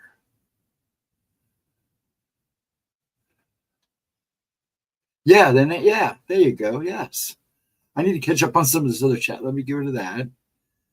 You guys were talking about foxes and wolves. Thanks for letting me know I was here. Man, it was weird. It was like I lost me, and I didn't realize that I'd completely clicked myself out. I had to come back in. So thank God the stream was still running. I don't know how it flickered, and next thing you know, I'm not in the stream. I had to literally come back into the stream. I mean, I was out. I had to come back through, and I was surprised it was still going. Now, let me catch up on some of this. Trouble on the net lately with phones and comps. Oh, maybe Arctic one doesn't have that. I've seen people supposedly mentally ill and said to be talking to themselves, but I've seen some speaking to an entity, not their crazy engaged with something you don't see. Now, I think that there are people who are mentally ill. There's no doubt about it, especially with the world the way it is now. But no, I kind of agree with you. They're not always talking. You could pretty much that there's probably somebody standing there. I don't know if you've seen footage. There is actual footage where this guy was watching one of his employees talking to somebody that wasn't there. I mean, he was having a full conversation, and it was the person the guy was talking to was talking about the guy that was talking to nothing. He said he was being questioned about a car and when it would be ready, but it was totaled. And when the guy finally came and goes, "Who are you talking to?" And he goes, "I was talking to a gentleman about a car that just came in. I had to tell him it was pretty much totally wasn't going to get it back." The guy passed in the accident. And the video recording's creepy because he's having a conversation. It's just like their everyday conversation. It was creepy. Okay, now to catch back up on the soundbag. My gram would tell us kids never to interrupt anyone talking to themselves. It might be the post. Yeah, and you know, Vixen, my mom used to say the same thing. Somebody talking to himself, just let them be. You might have to worry if they start answering themselves back, but just let them be because they're working things out in their head, and it might be very important. Trying to get caught up.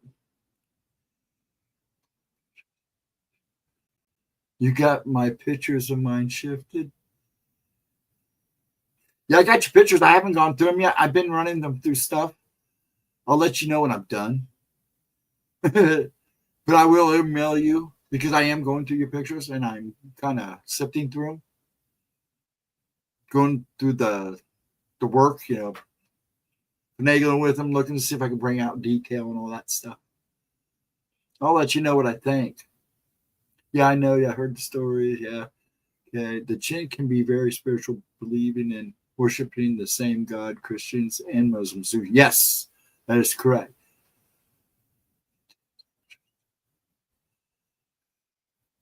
11 types of jinn. Yes. They do. Actually, it's probably more than that. Expanded Perspective podcast calls them trash bag. Yeah.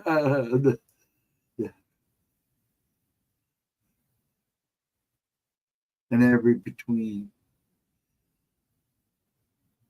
Trying to just catch up on chats. Forgive me. Up there.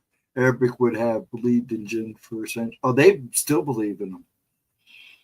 Actually, somebody thinks that inside the Great Mosque in the big cube, I call it the cube, is a jinn. Probably one of the most powerful jinns ever to probably grace this earth. Well, I wouldn't say grace, but to wander this earth.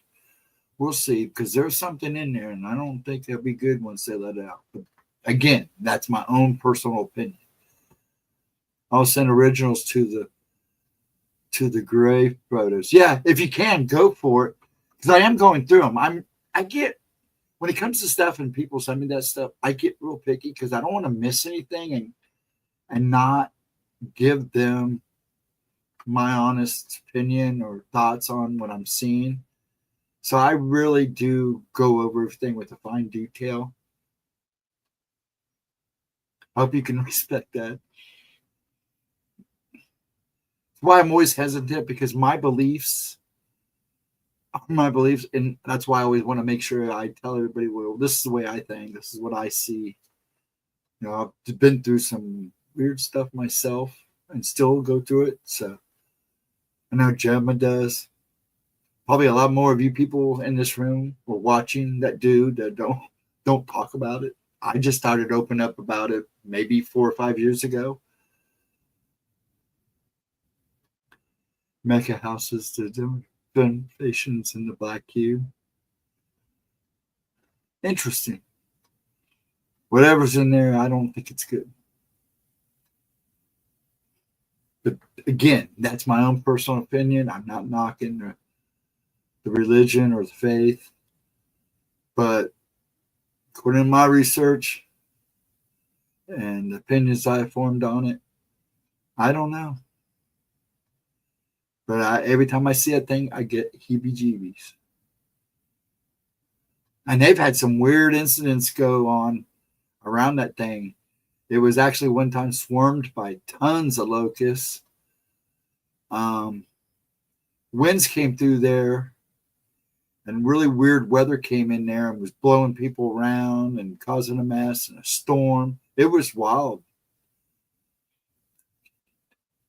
How can you tell?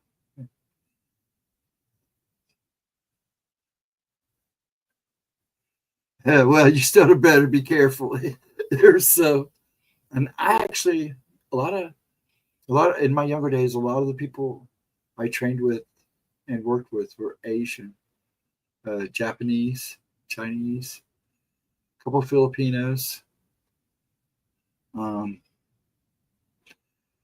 Korean guy, let's just say a North and South Korean guy. The North Korean was married. He had to leave her behind. I guess it got really bad. But I think there's more to the story than he tells me. But anyways, yeah. So it's one of the reasons why I like Asian food, because I was surrounded. I just got to a point where I finally ate bad sushi one day, so I have had a problem to eat sushi ever since. Their kids are Asian too. That's great. Where are they from? Where's she from, Mutsu? May I ask?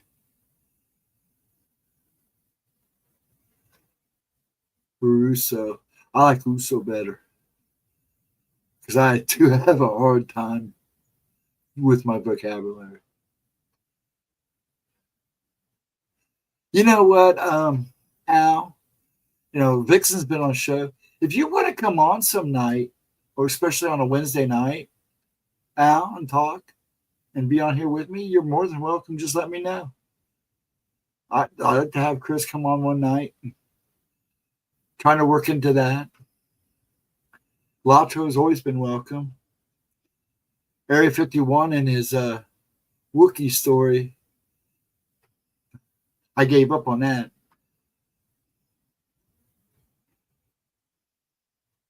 I like Asians. Friends with some Thai massage lady is from Singapore. There you go.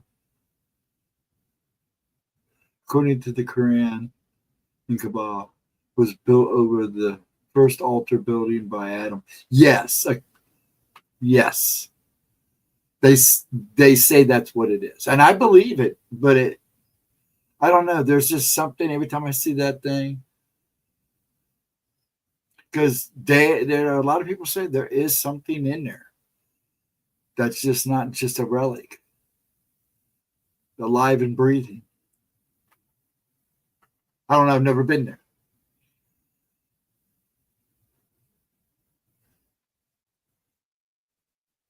After being expelled, even it does hold a meteor. Yeah, I do know it holds a meteor. She was from Hawaii, but Japanese and Chinese Hawaiian. Oh, really?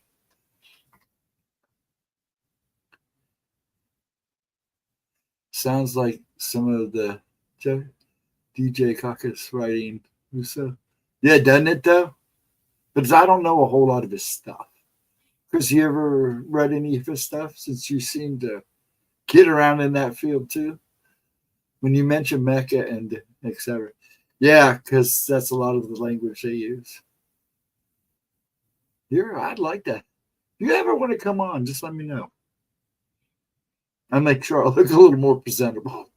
Usually I am a little bit more honest. But yeah, you ever want to come on, let me know. I bet we could hold a pretty good conversation. A lot of people in here, we had a pretty good talk. Vixen came on, talked about her skinwalker encounter, and that's a counter I wouldn't want to be involved in. Bless her. She's still here with us. She was able to beat it. But it probably took a little bit out of you, didn't it, Vixen?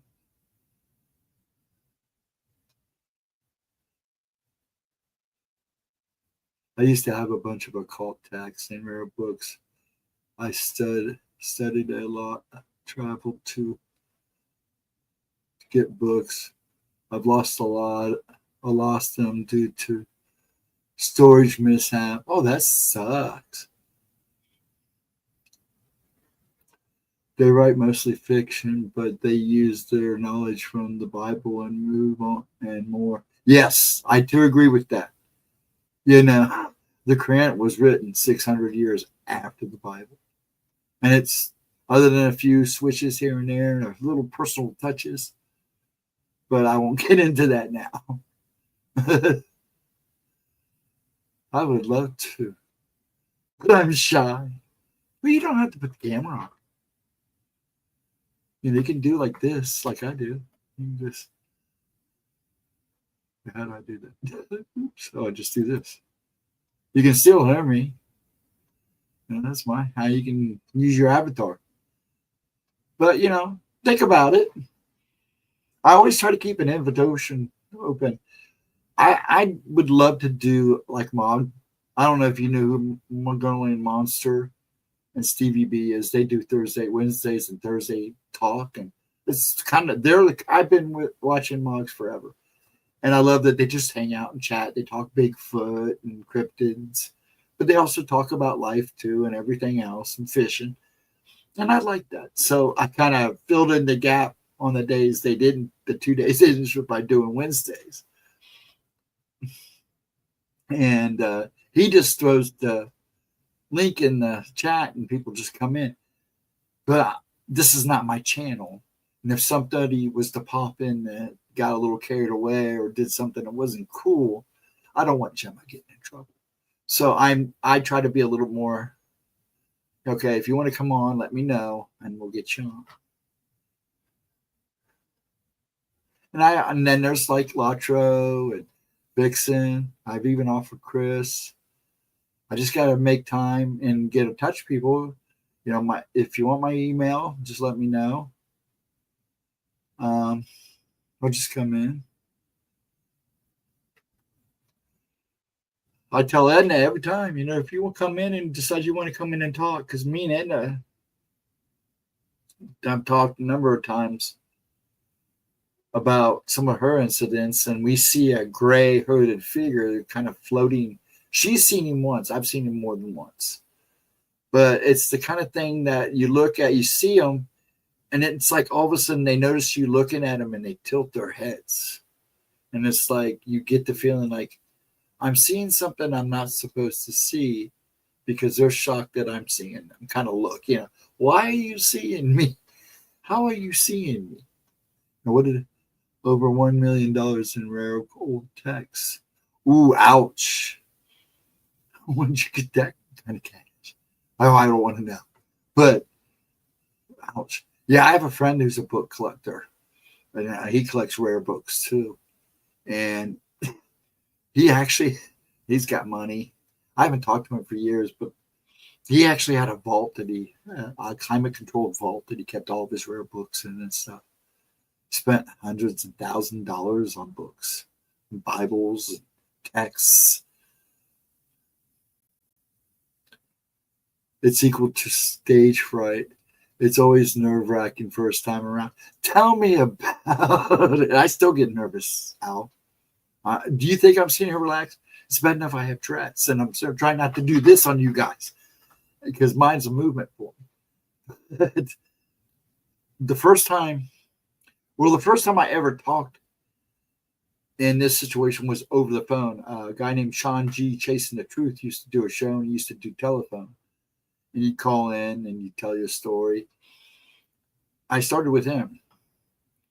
And then I had stumbled on Gemma's channel when she first started, totally by accident. And then I was shocked because she started streaming with Steve Stockton, who I was also watching at the time. And I didn't know she was writing for him. And then I found out just before they switched over that she was writing for him, all that good stuff.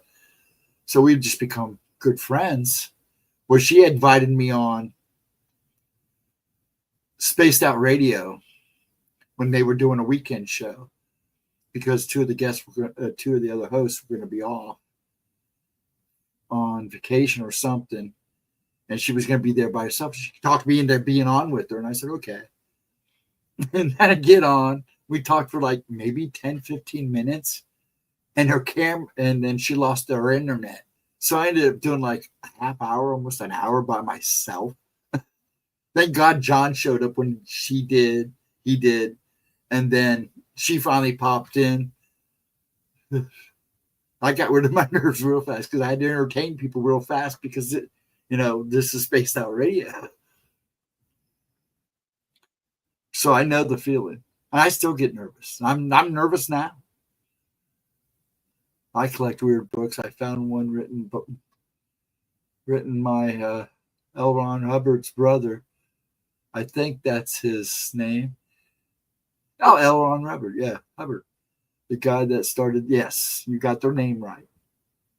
Yeah, I can imagine a whole family because, actually it's just science fiction. But I think the best take on it is the one that South Park did. I mean, you couldn't have. It's hilarious, but you couldn't have summed it up any better. And it's hard to believe how many people were involved with that Scientology. Hold on. It's crazy. And then to hear the people trying to get out of there.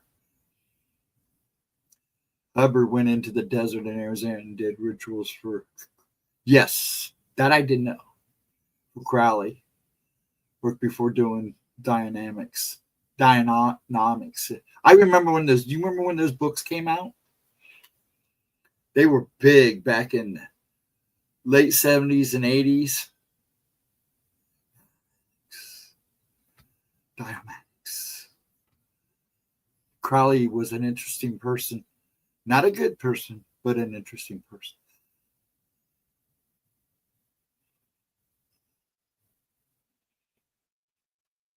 I also have a book called Why the Earth is Flat.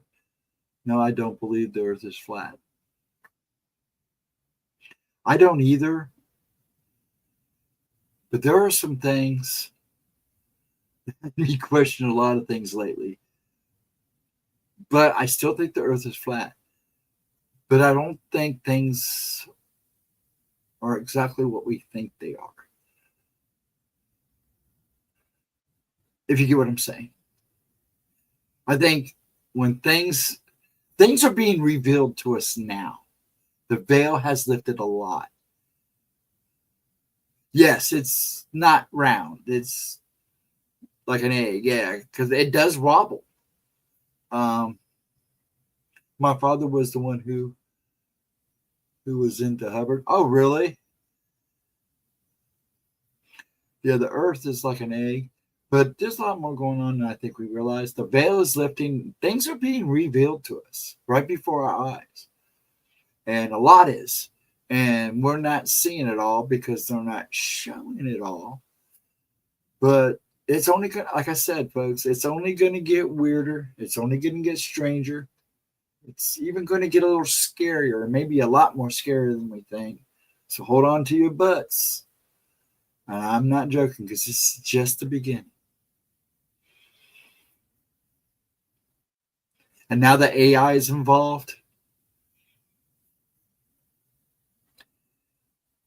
it is an oblate sphere. I can't even speak. Yes, it's not round. That I do know. Some say it's shaped like an egg. Some says it's, kind of wobbly. I mean, we're spinning so fast and we're doing this because we do wobble. Some wobbles are bigger than others. I think we're in the middle of a big wobble right now. Plus, we're going through an asteroid field right now, too.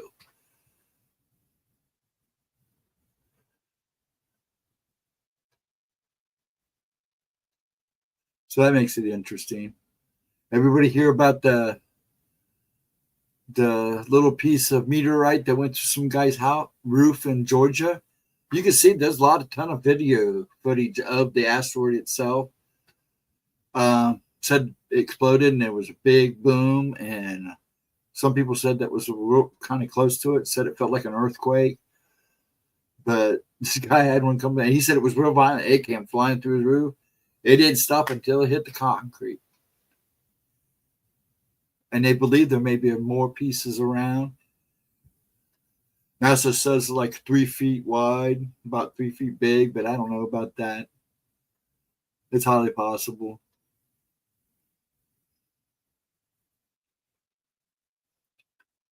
Cryptid size is way up. And then we're not just talking Bigfoot and Dogman, peril crawlers.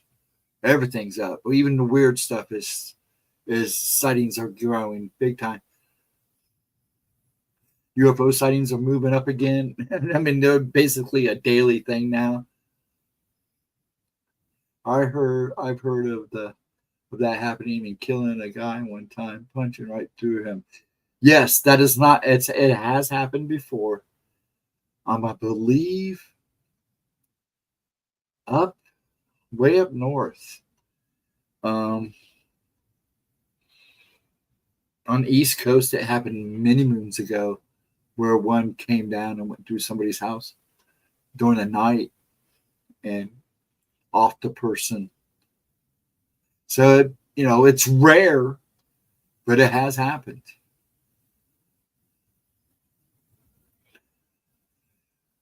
I have a photo of a lady hit by a meteor. Really?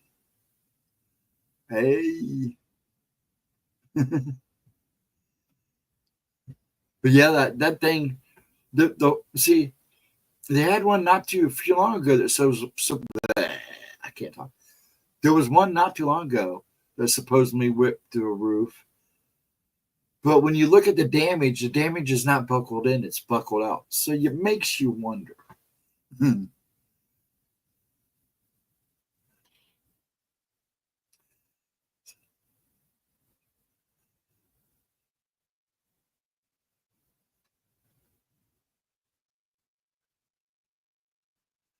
Wait, something is being transmitted that is causing shapeshifters to shift. I have issues with this. It's been happening since after the drone sighting started and the plasmatic orbs. There's a lot more going on so than you realize. We need a cryptid weather forecast where we put little silhouettes of Bigfoot and Dogman or UFOs in areas where the sightings take place. I'm sure somebody's actually doing that. It's kind of like what Mr. MBB333.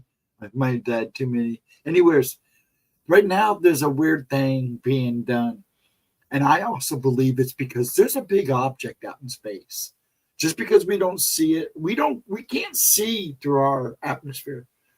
So you have to kind of believe what NASA says, not NASA doesn't say.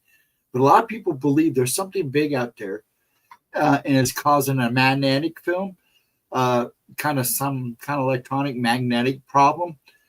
In a lot of places, lights are just flashing on and off, acting all weird. I mean, this guy's got tons and tons of reports, not only here in America, but all over the world. The dome light in my truck is flickering. Those drones have been around for a long. Oh, yes.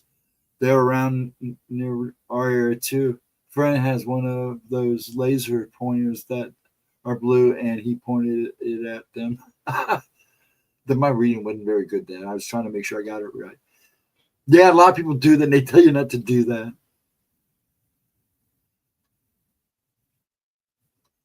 On top of things until he died.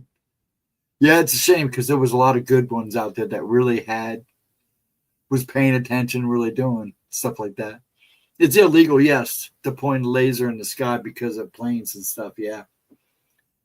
But no police came. Probably not. A lot of drone things that was going on during that time, and it's still going on.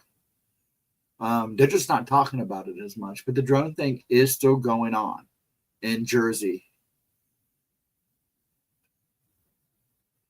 Mr. BB333 took over him. Oh, really? I think he did. That's actually good. The good thought.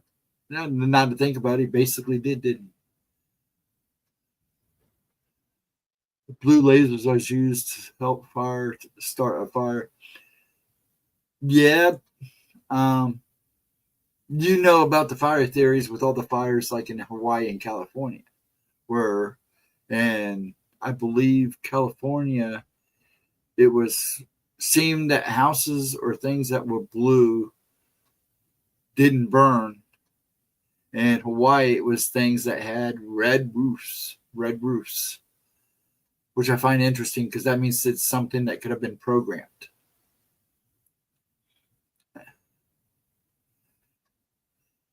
Asking for a photon torpedo. I wonder if the Black Knight satellite has anything to do with it. They are finding out more about it. It is an intelligent design. Now, I did read an article a couple of weeks ago about the Black Knight. You don't hear about it, but then it pops up. Then you don't hear about it for a long time, then it pops up. That thing has been here from what we can calculate. I mean, even Tesla picked it up. So the thing's been here for a long time. And I do believe it is a surveillance. Now, what to who and what? But yeah, I personally think something has triggered it. A lot of people have brought it up that I've talked to, that maybe it's causing some of the stuff with the electronics and the magnetic field. But I also believe that there's, we as people here, even with telescopes, unless you have a telescope, there's the only way you're going to know.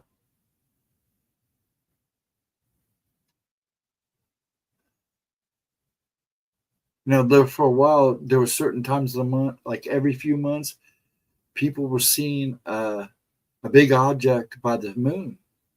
And a lot of people would always camera flare, but that was proven wrong a number of times. They are everywhere, even where you live. The funny thing is, Al, I live in Central Ohio. I got Columbus Airport. I've got it's a National Guard, but I've seen more military there than National Guard up the street from me. I have OSU Airfield and Bolton Airfield, and just west of me, straight out, is Wright Pat. So it's possible. I mean, we've seen one for like when the drone thing started. Me and Dad were watching what we thought a plane was, because at OSU they practice plane flying even at night. We thought it was that's what it was, but we realized it really wasn't making a plane sound. It was more like a hum or a buzz, and it was up there, but it would come from the north, come around, and do a swing. Oh, excuse me.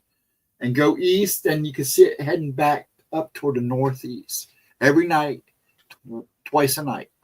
One time usually between 9 and 10, and then again between 12 and 2. But it only made a buzz noise. It didn't look big like a plane. We could, even with the binoculars, we had a hard time getting a focus on it. But it definitely wasn't a plane or a jet. It had to have been a drone, a fairly good sized one. Green is best for astronomy, and they won't burn anyone's coronas out. Yeah, that's true. Did you hear that one of the cars has a sensor on it, and it detects everything around? And if you hold your camera up to it, it will literally fry your camera and your screen, because it 3D maps everything out. I read that it has brought another object with it in its latest sighting. It would not surprise me. A lot of people think it's Planet X, and the object they think might be one of the Kachinas, one of the smaller planets to orbit with it. I don't know. I've seen plenty of pictures. There's definitely a big. And some of the pictures, they're not very clear. You can tell these people are trying to get it really focused. It's dented. The thing is kind of dented. And it looks like a cave, like it's caved in, like kind of like the like an oddly shaped Death Star. Is it bigger? It's huge. They say it because it sits behind the moon. When people tend to see it, it seems to be a little bit bigger than the moon. Some people say it may be the same size, but I think it's bigger. Myself, after looking at the pictures and trying to figure out distance, it's got to be bigger than the moon, because you could barely. Yeah, Dixon. Some of the planets have been named after the Kachinas. The blue Kachina, the red Kachina. I think there's a yellow and a green, and they're supposed to be the planets that orbit or follow Planet X or Nibiru or Wormwood or whatever you want to call it.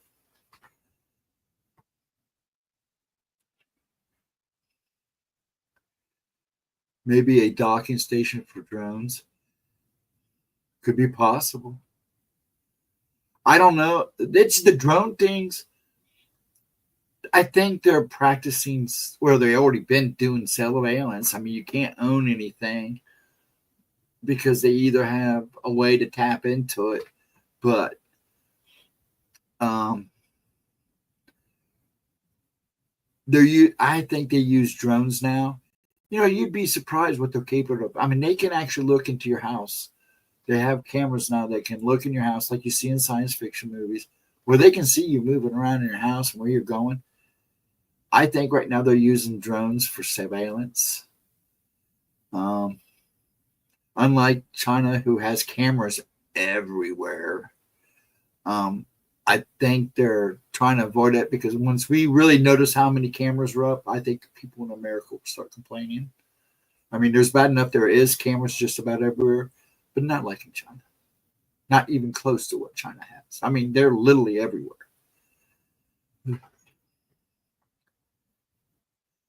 Andrew, what's up, bud? I didn't even see you sneak in there, bud. Well, hello there, good sir. You resting? Or you on the road?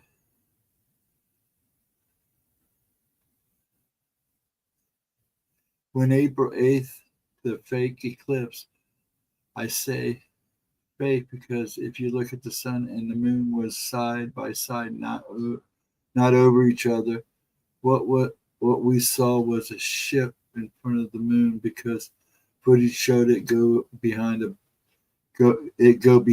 the moon. Interesting. I didn't see that footage. I'll have to go find it. I'll find it. China uses robot dogs. Yeah. Suspects drones are part of the weapon network using AI training and experimenting. Yes, I know that too. But they are also using them for surveillance.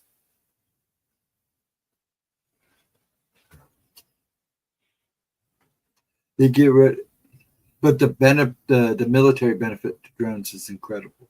I do know that, and I have good resources to say that it is actually becoming one of their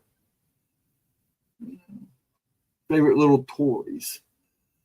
They got rid of the lead paint, not because it made kids retarded, because it stops satellites from seeing inside your houses.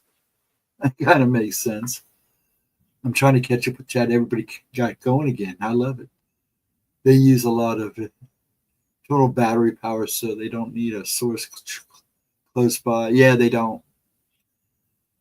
Some of them are even solar powered, so they don't want them crashing anywhere, so people have evidence. Yes,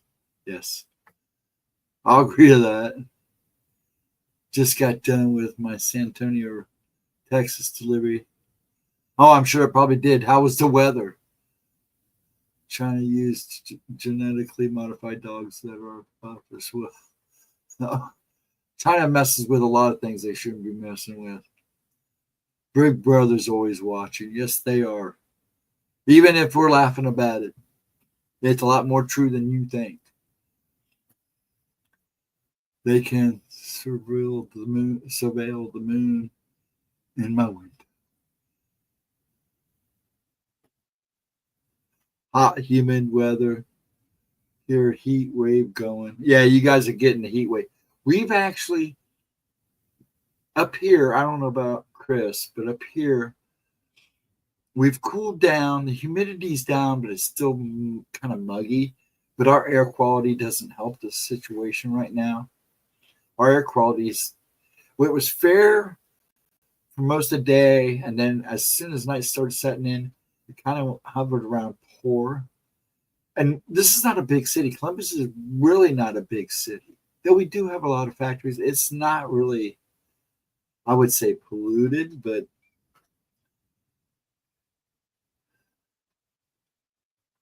now Dad said he went out.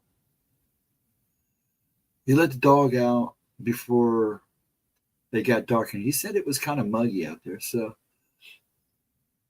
it wasn't as bad as it was earlier in the last few days.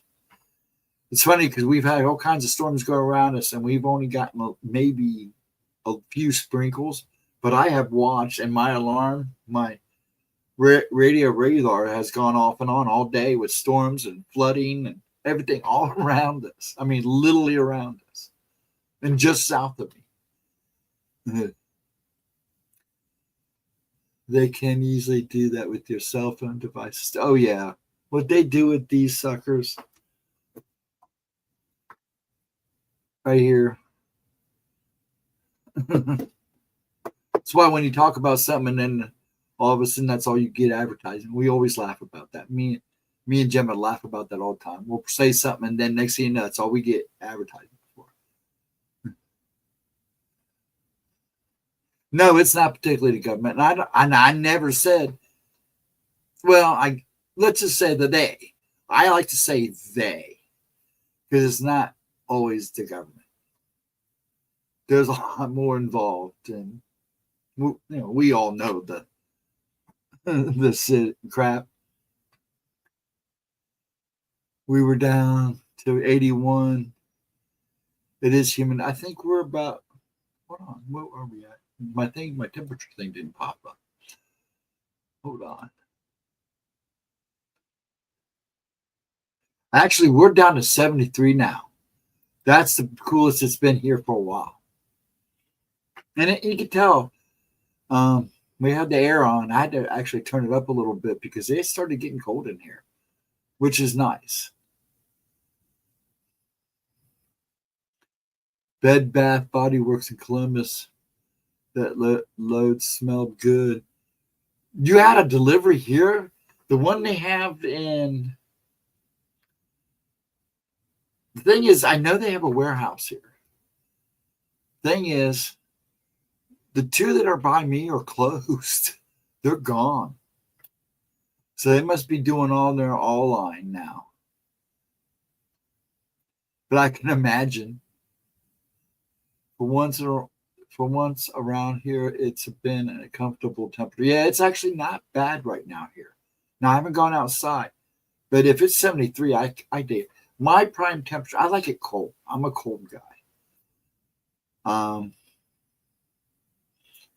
I was all set to. I would have become AK's neighbor because I was actually just before about 6 years ago thought I'm very about this close moving to Alaska up by Anchorage. Had a place picked out and everything. I was talked out of it. Now I'm kind of glad I did. I would have never met Gemma and all you lovely folks.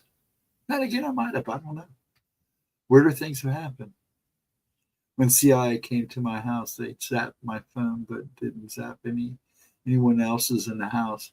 Went from 100% to 0. Interesting. It's been 21 to 24 there. So that's what, mid-70s? Maybe low 80s, right? If I'm right, mid-70s? You're up in Canada, right? Remember what you said? Yeah, you're up in Canada, right? I try to remember everybody. Hell, for years I got Vixen and Edna all mixed up.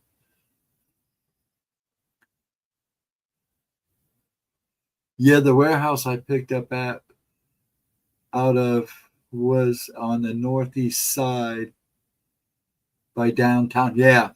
Okay, yeah. Because I watched the two close here.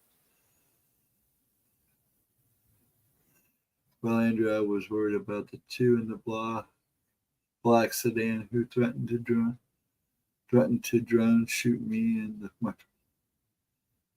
Not sure. Yes, I am. You sound like me. Sometimes I wonder where I'm at. I miss not having my beard. I got stubble. It won't take long to grow back. I will say it grows fast. I just did a horrible job shaving. And that's why I just use electric one and just keep it trimmed up where I got a little shaky in it. And I was like, no.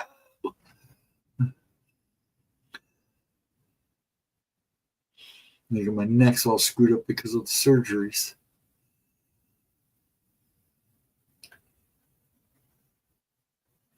I dealt with the CIS IOPS team in my sleep, apparently. Tornado 20 miles south of. Yeah, apparently Minneapolis have had their share of little outbreaks today. Are they still live? Because earlier when I came on, they were still like couple of the guys were still alive. Yeah, see, we're in a weird kind of tracking. It's dipping, and about Kansas and Missouri, it goes up. The jet stream goes up and then dips down again. And we're like in that hoop, and Ohio and the Ohio Valley is like in that loop. So it's either it goes over us or goes through. And 1 minute they're real strong, and that minute they're just rain. But they hit that 270 bubble, and it's like sometimes we'll get lucky and a good storm will come through. But because it is raining all around us, it has cooled us off nicely. But like I said, it's not like, he said it wasn't like really muggy. It's muggy, but he says the air is just real kind of damp, which to me would be muggy, but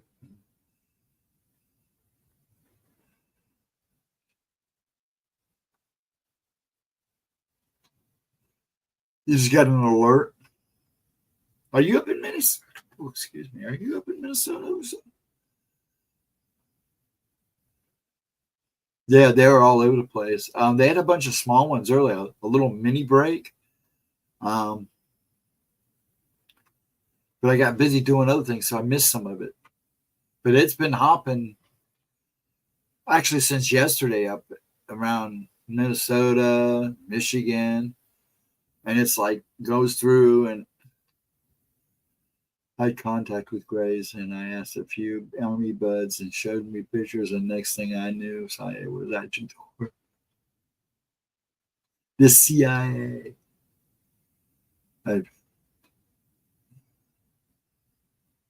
You're in North Carolina, but I have New Pepper app. Any military movements, alerts, natural disasters. Okay. Yeah, usually I have my thing turned down because like mine's been going off all day, my weather alert. I had to turn it down.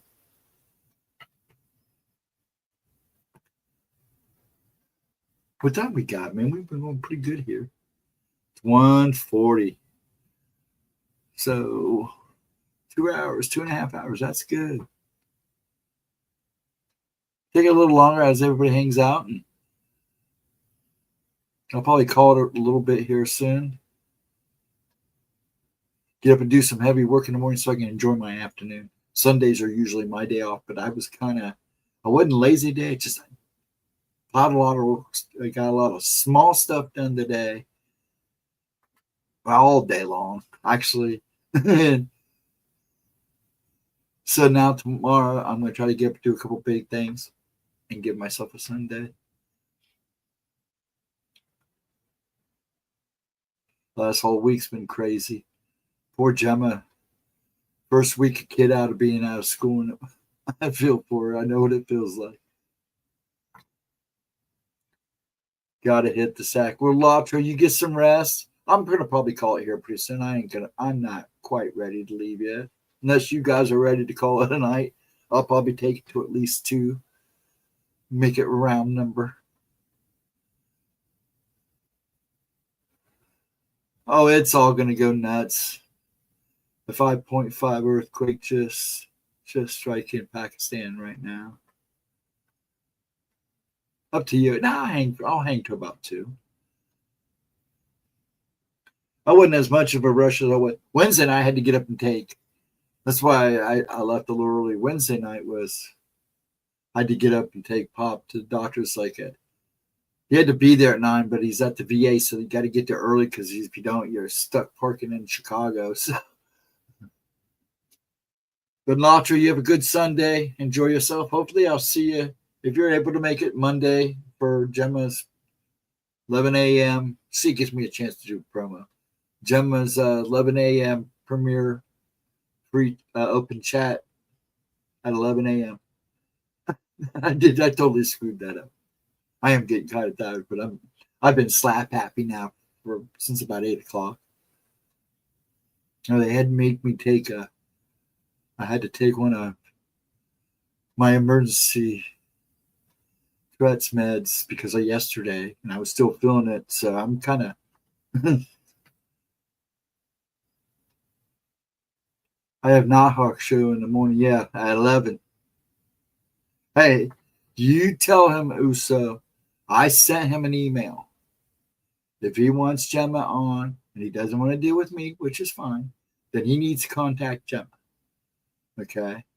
He says he wants both of us on, but I know the main thing is he wants Gemma on because he wants to talk to her about Glimmerman. That's fine with me. But if he wants either me or her. He can either answer my email and find my email because I sent it to him, or he can get a hold of her and let her know. Because I know the best time for her, I would say things have changed a little bit. She likes going on at 8 and being done by 9:30. But she will do an earlier show if necessary. She tries it. They get up and go to church on Sundays because Sunday right now is her only real free day to do that. So, other than her stream on Friday. So, just let him know.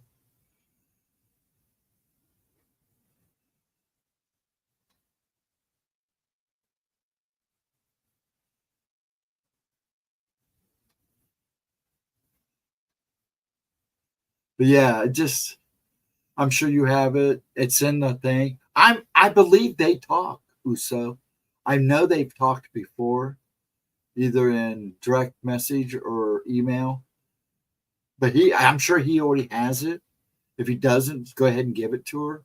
I'm good either way. But by things he said the other night when I came in, I mean, he's like, I would love to have you on, but I want to talk to Gemma. Zach told me that he really wanted Gemma. I'm cool with that. Believe me, I'm cool with that. She does all the talking anyways. This is the most I get to talk, which is fine with me because I already know I'm already subconscious about my lack of ability to communicate sometimes. So because of things. So I'm good with that. But yeah, he can either text me back and I can work it out. She had asked me to do it because she's been so busy. But it doesn't matter. I just want to let him know that she wants to do the show. Just he's got to get with her. I can't do something if people don't contact me. So, you know what I'm saying? I did my part. And if I have to send him another email, I will, or just send him a redraft of that one. All good. I'm good either way.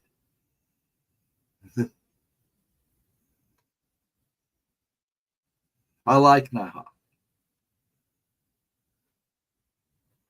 I'll see him in the morning. Well, I'm going to try to be there. Depends on how fast I get up and get Pop moving.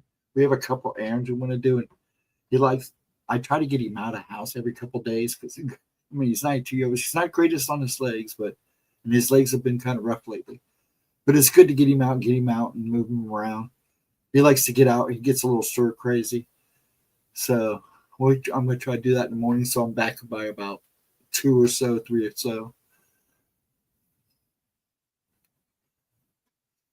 Then I'll hang out with Gemma for a while. By that time, she's usually either just starting work, but I usually in the evening spend time with her. We play Fortnite or other games, and talk. So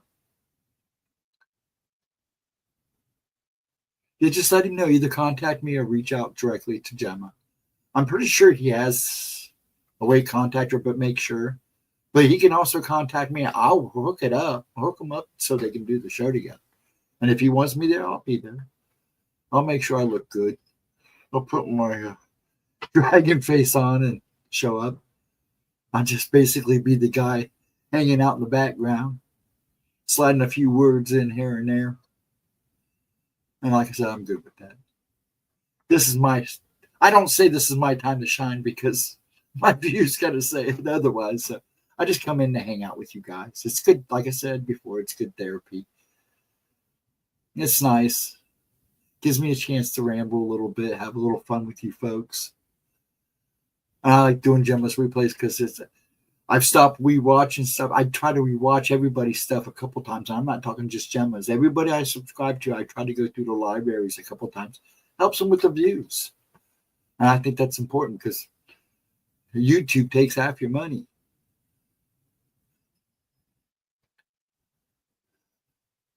Bright-eyed, bushy-tailed, and hands folded at your desk. That's usually me. I wish I was a little bit more like that yesterday during her stream, during Oracles. I was feeling it. Well, actually, the 2 days before that was really weird because I knew something was coming. I usually get a sign if they get worse. I go through it, it's treads. It's like ticks. It comes in. waves or I get warnings, and it's because I don't have the cussing kind of Tourette's. I have more of a movements. For the longest time, they called it movement disorder, and then they tried to tell me it was Parkinson's, which was hilarious. And I'm like, I've never heard of a 2-year-old having Parkinson's. I've been doing this since I was 2 years old.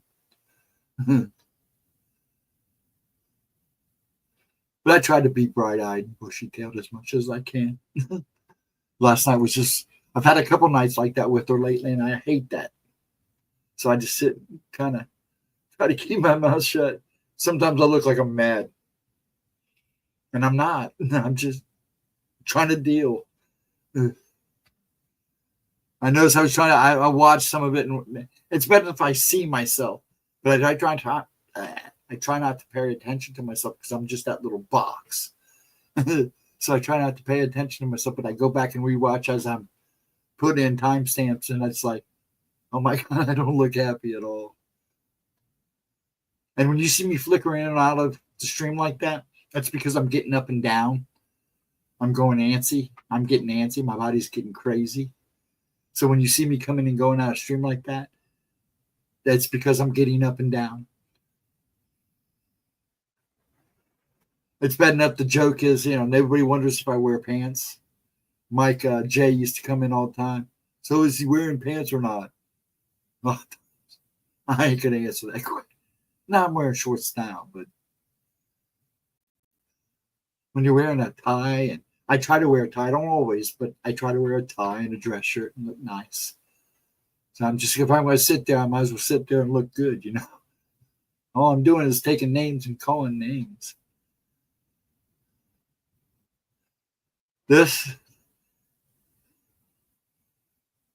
Yeah. I don't think you've seen this. She had a lineup. Here. Oh, I'll show you the back. Let's see the back. Does this one have writing on the back? It should have. If it don't, I don't think this one does. Does it? Yeah, but she had a lady. I don't know if you've been in long enough to know Lotus. She has a twin. She did some of Gemma's merchandise for a while. I got a bunch of these. She made a bunch of these shirts. I actually have one that says Ghost Dragon. Andrew used to say, let the dragon out of the cave. I used to say I was locked up in the basement. I say that I'm in a deep, dark cave under a basement in Jersey. And everybody kept telling Gemma to let me out of the cave. So it'd be kind of a running joke. So I have one of those shirts. But she made a few of them for me. They even got a mug. And this one didn't say nothing. Oh, man. Some of the shirts says Guardian of the List. Wait. Keeper of the List and Guardian of the Gemstones is what a lot of the shirts say on the back. Because that's what I say when I used to come in. I'm the guardian of the gemstones and the keeper of the list. But yeah, they turned out really nice. She picked out some shirts. I'm not like a colored shirt guy, but she seemed to know what colors looked good on me. So I went with it. I try to wear them every so often, especially on spooky time. I'll probably start wearing them again just for publicity. I even have a GemmaJadeYT shirt that they did for her. I got picked on one night. I worked for GemmaJade Replay, and I said, okay, in that case, I will wear it again. So I probably will wear it again. Same type of color shirt. There's a video out there that shows a ghostly looking dragon kind of slithering around some building. It's probably fake, but it's interesting. Actually, I know the video you're talking about, and yeah, I believe it is fake. But there's a video from China, I believe. There's two of them. Now, one is way up in, China's big. There's a lot of empty space there. A lot of mountains and caves. This guy's got a camera, and you actually see what looks like a dragon. There's a mountain, and you see it go past the mountain, behind the mountain. And at first you think, oh, this is fake. And the more you watch it, and then you wonder about the dynamics of how a dragon would fight, because kind of like a bird, but think of a pterodactyl or something like that. And the way they fly, they kind of odd fly. I believe that one may actually be real. I have tried to run it through. The video has been copied so many times, and you really should, when you do a video analysis, you really want the original. But there's another one, and it's a ghost. You're talking about the ghost one where it comes down out of the steps. I believe it's fake, and I'm pretty sure it is. But they did a very good job, and it looks very real. But there's another one where there's what they call the wingless dragon or snake dragon that's in the water, and you just see it through the water, and it's pretty damn real. I mean, again, it's been copied so many times I can't do a really good solid video. When you recopy and re-download something, it does take something away from it. You really want the original. But it looks very real, and there's a lot of space on this planet for things to hide. So, especially anything that's water related or ocean related. There's ocean dragons too. But that one of it coming down off the steps, yeah, I've seen that one. It's really cool, and it's very believable. 1 second.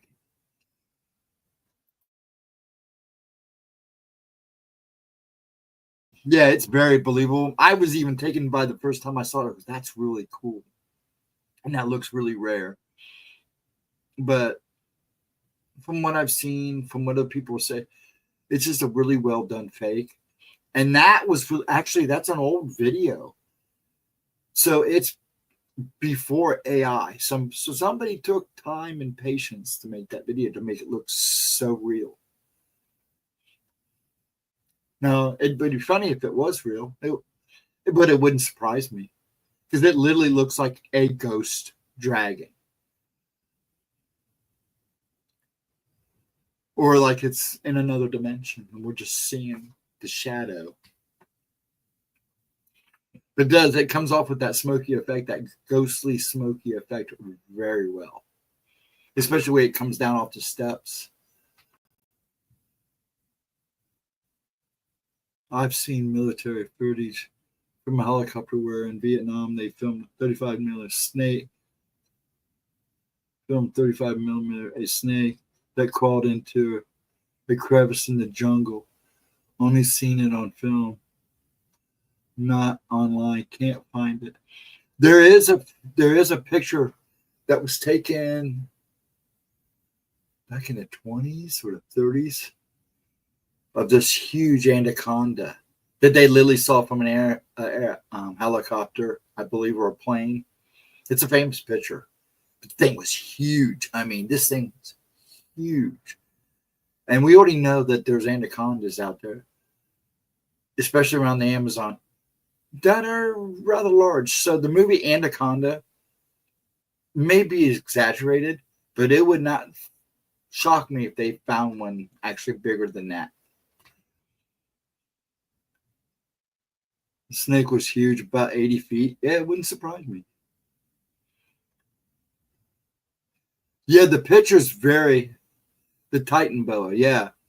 The thing was huge. If you look at the picture, when I first saw the picture, I said, this is fake. But the guy was a guy I knew, was showing footage of them at a college analyzing the video. And it's real. I mean, it's not even video, it's a picture. And it's legit. And this thing is huge. They estimated it could have been anywhere between 80 and 100 foot long, probably a good 6 to 7 feet wide. That's huge. That is huge. You wonder what that thing's been eating. Dinosaurs? Because there's a lot of rumors about dinosaurs still roaming around in the Amazon and a couple other places too. There's rumors that the mammoths have been sighted in Siberia and along the Arctic Circle, which would not surprise me.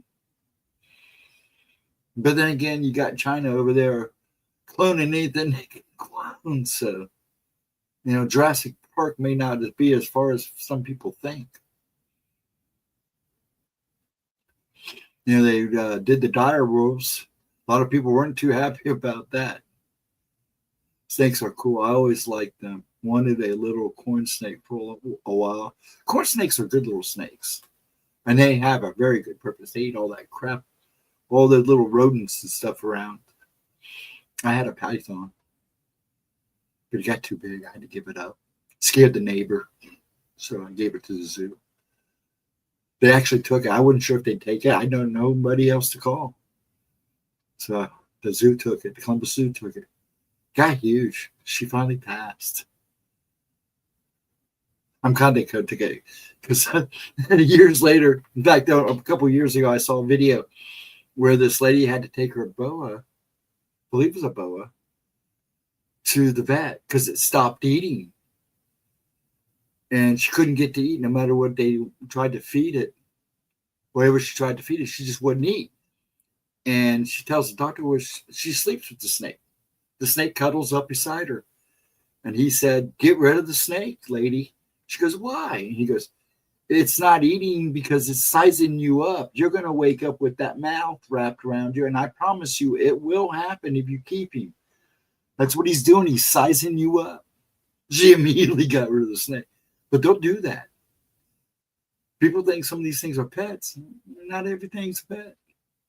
Eventually, the wildness comes out. The new Jurassic World movie looks terrifying with the D-Rex. Yeah, that thing is. They gave it a touch of that alien flair, which gives it that nightmarish feel.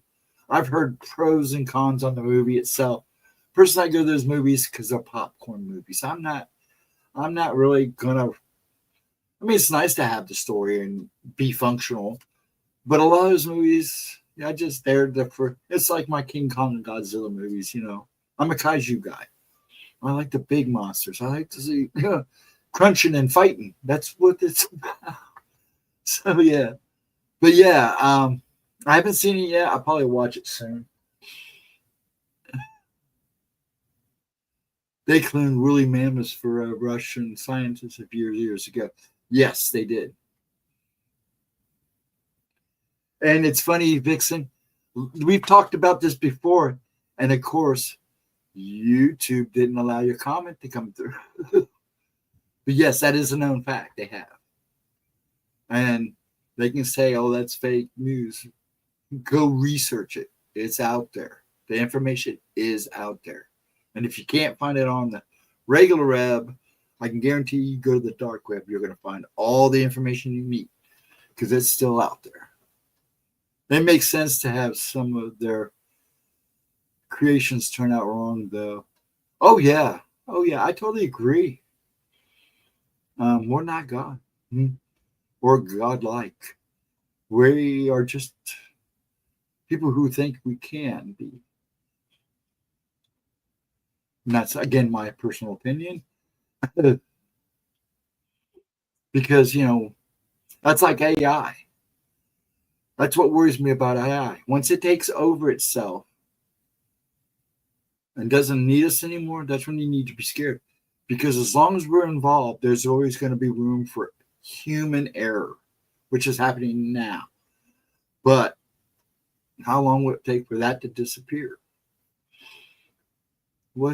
And I'm not saying AI is bad, because there's a lot of good, very beneficial things to it.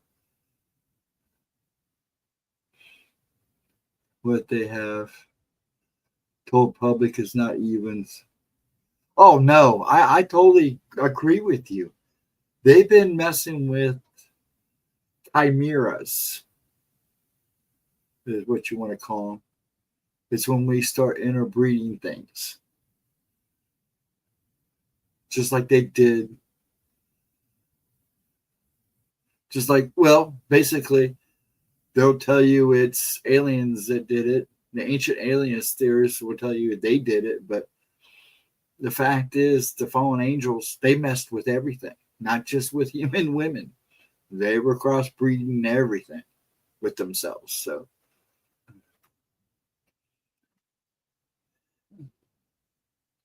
it's discovered that the bringing back ancient flora and fauna is keeping the permafrost from defrosting, which is a fantastic thing. Yeah, I did read about that a few months back. Actually, about the same time we talked about the mammoth fixing.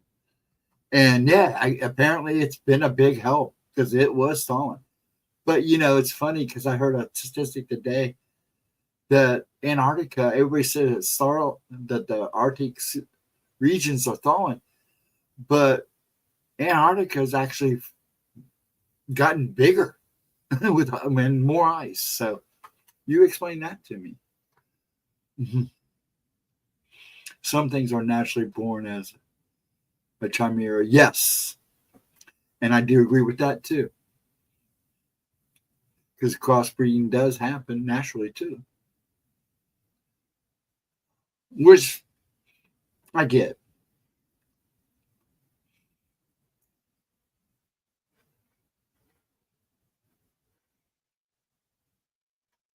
And I know I was used for projects like Grill Plane at Fort George, G Mead in Maryland. You think so? You know so. You were there. You're RH. Are you really? Negative? I'm RH positive. I believe, if I'm right. Are you really? Interesting.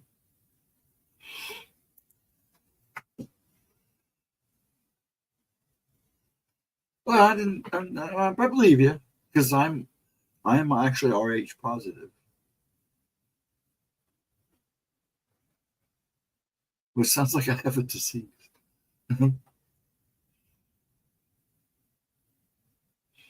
Which is weird because there's only a few people in my family that have it, that are that. I believe it's my dad.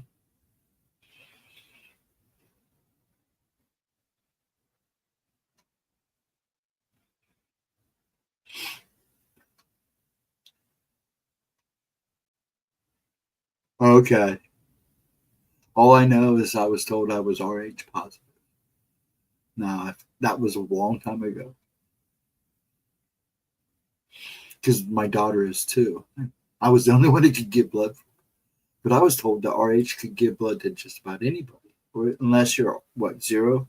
I may got that wrong. I'm not saying I'm correct, so I could probably have that wrong. Yeah, I thought about doing that. Actually, I see the doctor in about another week. I'll just have him tell me. I'm due to go in for blood work anyways.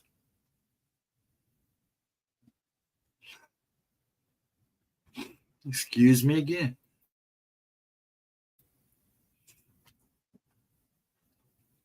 And no, I'm not sure if that's because of things they've done, or the beige color ones that look like grays but taller.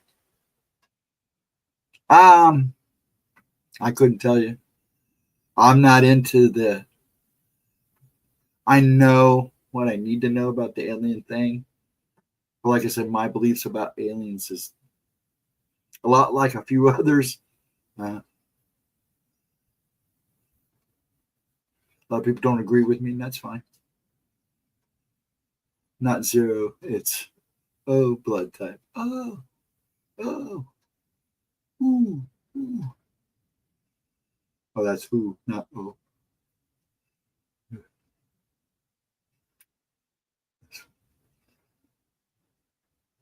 So what does that make vampires? What blood types are they? Whatever they drink that night? Think about that. and if they have three or four different type of people, 3 or 4 different people in one night, how much does that screw with the blood type? If they was to give a blood type, think about that. I wondered about that once. I don't know why I was young when I did. I don't know what brought that thought back up in my head. I guess because of the conversation. But I was wondering, how can you tell a vampire's blood type if he's drinking somebody different every night? And he's basically replacing his blood supply with somebody else. Think about that.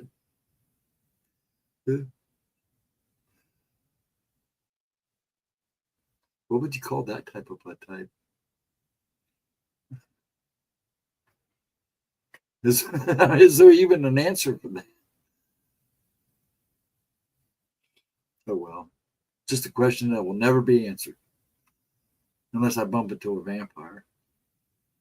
I know Gemma's more than likely to bump into a vampire than I am, since she has a vampire fetish. I'm more of the werewolf kind of guy.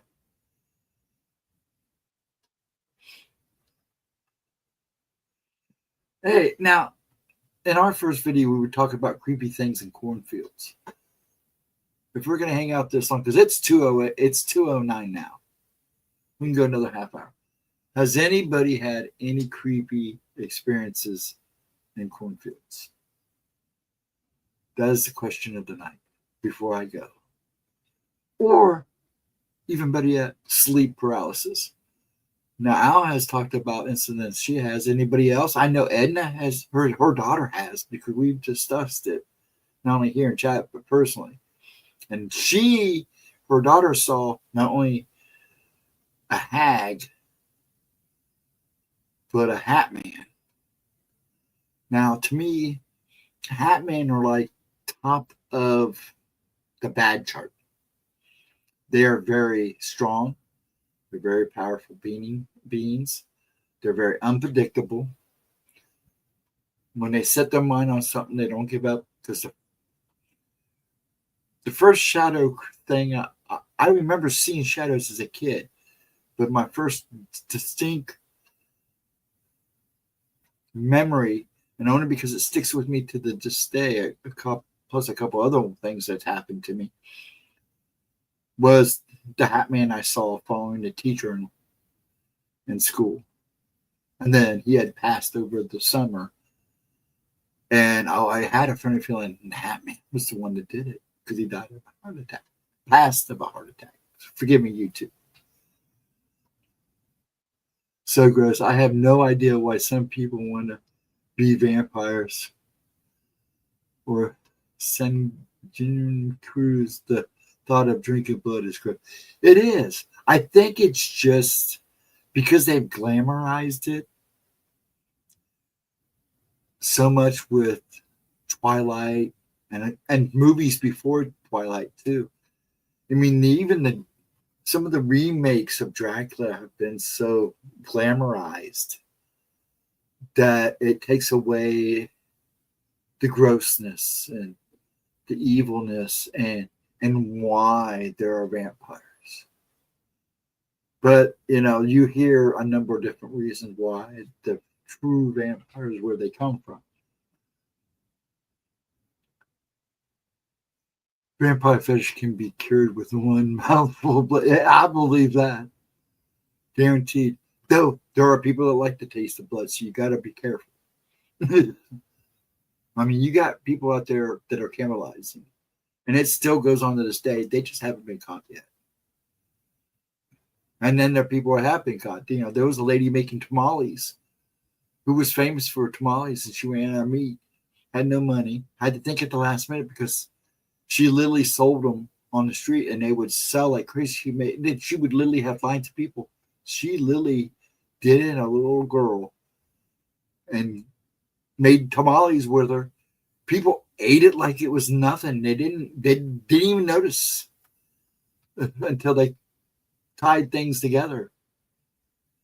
So there are unfortunately people out there that naturally have a taste for blood. So I guess in a lot of ways there are vampires out there in some crazy way or another. I've had only one sleep paralysis event, no scary cornfield incidents. I've had a couple, I wouldn't say scary cornfield incidents other than the spider. I've seen some weird things in cornfields. but nothing that I would be. By that time, I was already used to a lot of stuff. But I've heard some crazy, crazy stories from not only farmers, but people driving by cornfields. And some of them are from truckers and delivery guys. My last incident happened back in 2020. I saw a gargoyle. I didn't expect to see that. I would like to draw it. Draw it.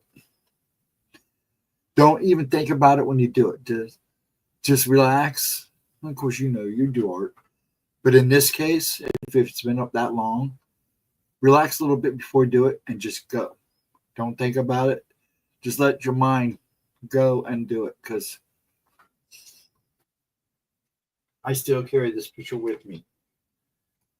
Kind of tattered.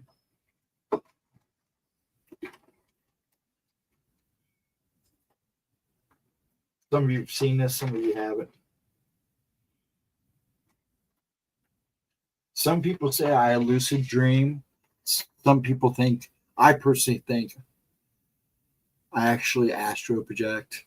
But, I'm not an authority on either one. I just know I've done it ever since I was a kid. And it always happens when the stress gets bad. I'm not sleeping for days.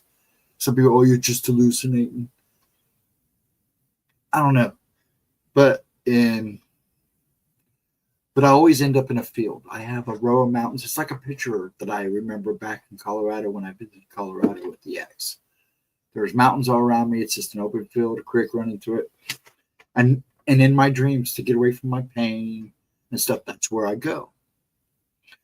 But sometimes when I dream, I see bloody battles. I'm in bloody samurai battles, bloody war battles. I've been in.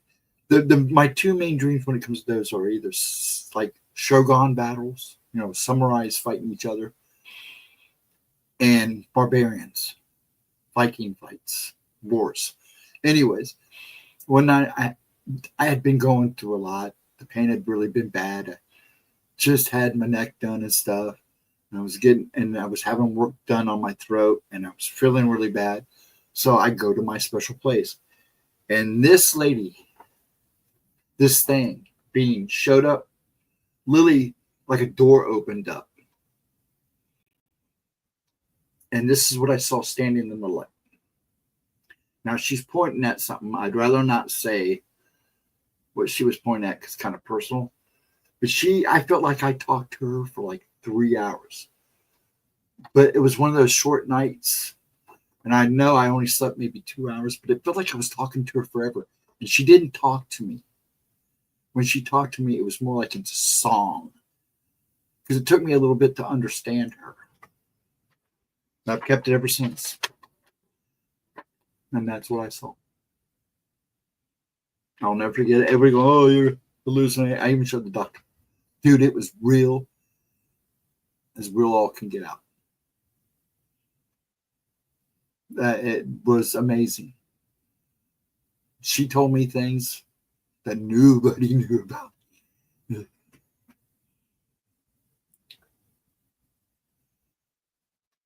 And it was glowing in a faint green color. Yeah. Gargoyles in Celtic war. They're protective, yeah. Nothing bad. Protective, nothing bad or evil. No, they were put on churches to protect. Now, a lot of people think that that's not really the case, but you're going to always have one or the other deciding decision, opinion. So, but personally, according to the Lord, they're protective. Haven't you watched the cartoon? Do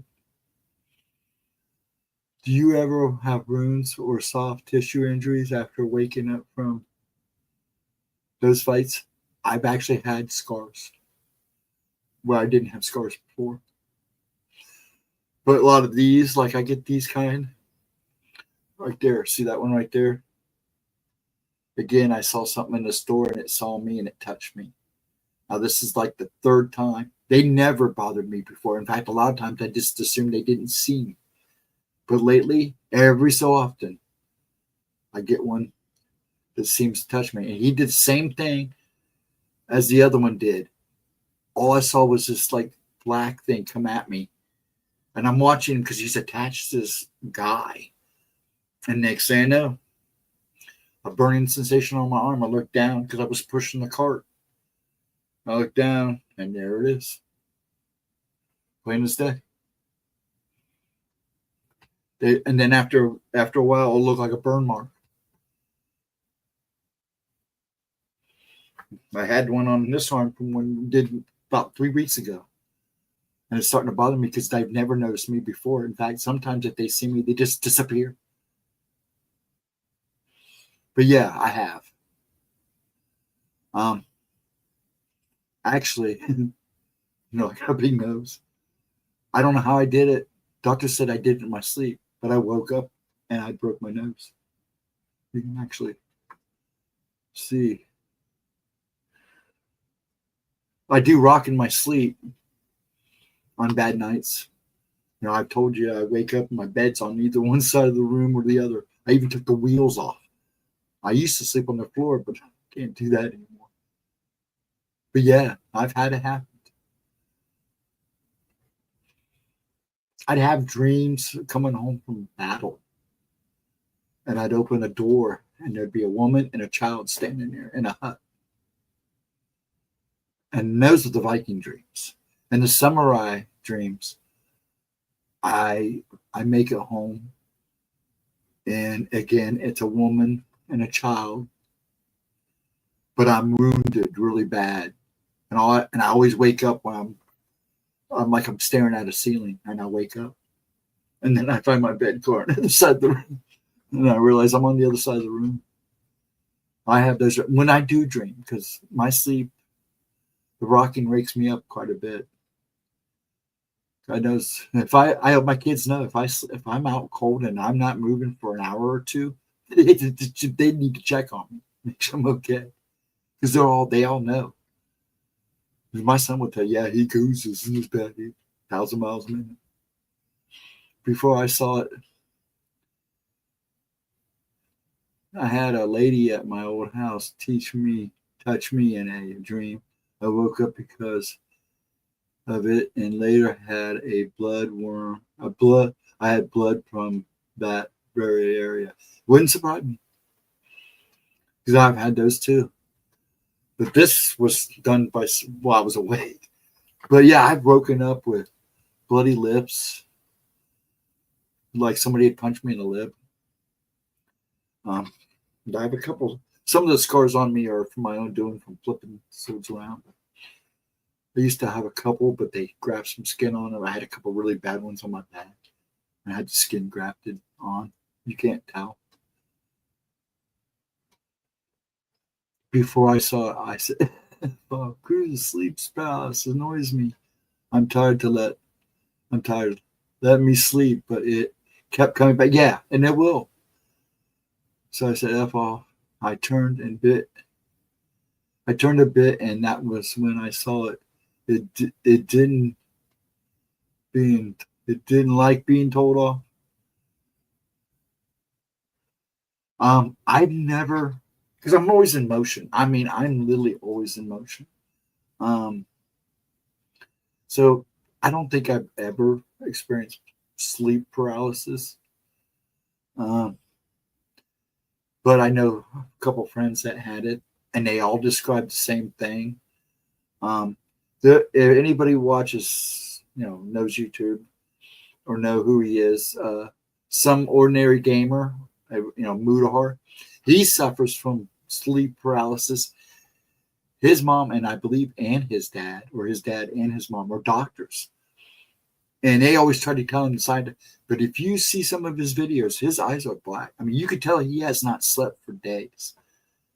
And he goes, oh, it's nothing. But I know just by looking at him, and I've seen him stream live and seen things behind him. He cannot give me a scientific definition, or his parents could not give me a scientific explanation of what I see.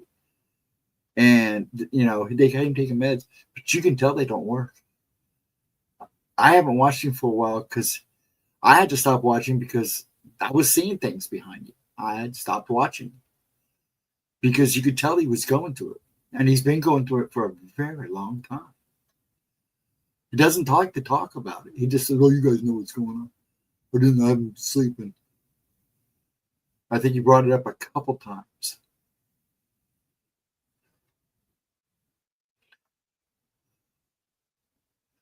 I can astro and often do.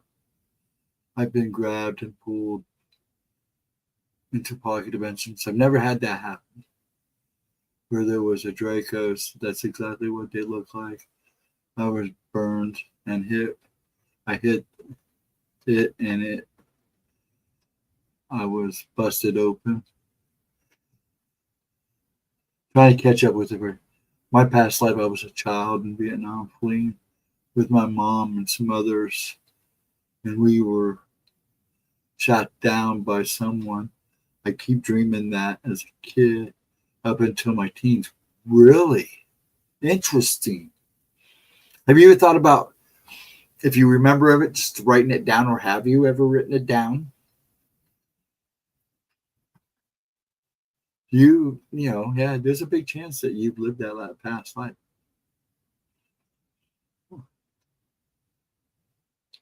Yeah, because there are things that my mom said that when I was young, I'd talk about things. And she said they just didn't know how to take it because I didn't sleep a lot as a kid. I was in motion all the time.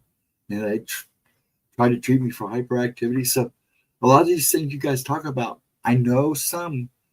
So when I do sleep, even though I'm still moving, because there are times I sleep really good for 2 or 3 hours. Sometimes lately I've been averaging up to 3 to 4 hours when I do sleep. But a lot of times I can't go to bed until I know I can lay down, even if I rock, and I'll go to sleep. Because I hate laying there.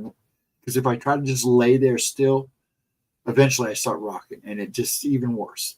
So when I do sleep, it's a hard sleep. Even though my body's going, my brain is shut off.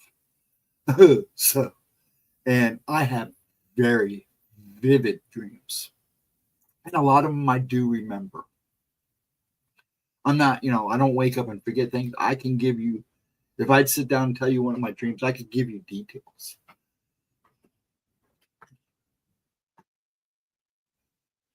I was pulled out of by a man and a woman into a 1950 style living room where I was screamed at to wake up. I woke up and had burns and bruises and was beaten open, bleeding. I took pictures of it. Wow. 1950s. Yes, I have. Okay. Yeah. That's good. Yeah, keep those notes because do a little research. Might have been something that actually might have been, well, Vietnam was crazy. I actually know Vietnam vets, some of the stories they told me, some of the crazy, weird things they've seen too there. So I understood it differently as a child. It went from some unseen monster to it was someone with a gun hidden somewhere at the clearing we ran into. So in other words, somebody was sitting outside the clearing like they were waiting for you. Right? Is that what you're saying? And I didn't know where it was until I watched Platoon. Oh, that's always a wake-up call when you watch something and it triggers a dream and you're like, that look and the feeling you get like, have I been there? Ever heard about the box drops in Vietnam? Yes. They've talked about it. They don't go into a whole lot of details, but they have talked about it. I had one guy I practiced with, actually, he was my sensei. Some of the stories he told were insane. And I'm not just talking about the fight with the Vietnamese. So he said there is total weirdness in those jungles. He even made a joke lately because I still talk to him. And there's a movie out called, kind of like Jurassic Park, it's called Primal War. And it's set where these guys in Vietnam go after a missing platoon and end up facing a bunch of dinosaurs. And he goes, I saw this trailer, and he tells me, but goes, yeah, it's a graphic novel, it's a book. He goes, oh, really? And I go, yeah. He goes, it's very highly possible. He says those jungles are insane. He goes, there's places there's no one has ever been stepping there, ever stepped there. It's like the Amazon. They're ripping away this Amazon a lot faster than they are the other places. But some of those jungles, like here in America, there's forests in this America that I don't care what anybody says, there's places that nobody's ever stood. Not even any human. But I don't know, this world's pretty big now, so that might have changed. But yeah, there's also an older guy. I think he was a general during Vietnam. But he did like 4 or 5 tours, 6 tours. I mean, he said he basically lived in the jungle for most of his tours. So I can say for sure if it was those bad Vietnamese soldiers or American Canadian, I don't know a vet from that war. He's a little twisted. He enjoyed being there. Actually, one of the guys, one of the senseis, well, actually, he wasn't a sensei. He was a little off kilter, but he was always there. He kind of hung out with the team and stuff. Yeah, he was not right. And if you listen to him talk, it sounded like he enjoyed it too. And I know guys in the military now that sometimes you listen to him talk and you're like, you enjoy this way too much. He's a Canadian and went across the border, lied about his age to join the war over there. That was not uncommon. My dad lied about his age to get in Korea, to get in Marines, to get in Korea, to go to Korea. So it's not uncommon.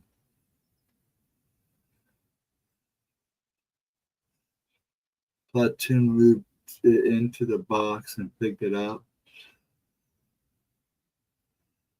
1,000 chats flying. Then move on. They never saw it, but they heard and the enemy screaming, being ripped apart. Wouldn't surprise me, dude. A lot of weird things went on over there. Also, Dad said a lot of weird things went on in Korea. A lot of weird things. Same. Normal men, they've been through too, rarely have ever talked about what they've experienced. Yeah, most of the guys I talk to from Vietnam and Korea, because, Dad still has. I go to the VA and talk to the guys all the time, and the Vietnam vets and the Korean vets. You get guys who will tell you all kinds of crazy stories, and you get guys, most of the guys just don't want to talk about it.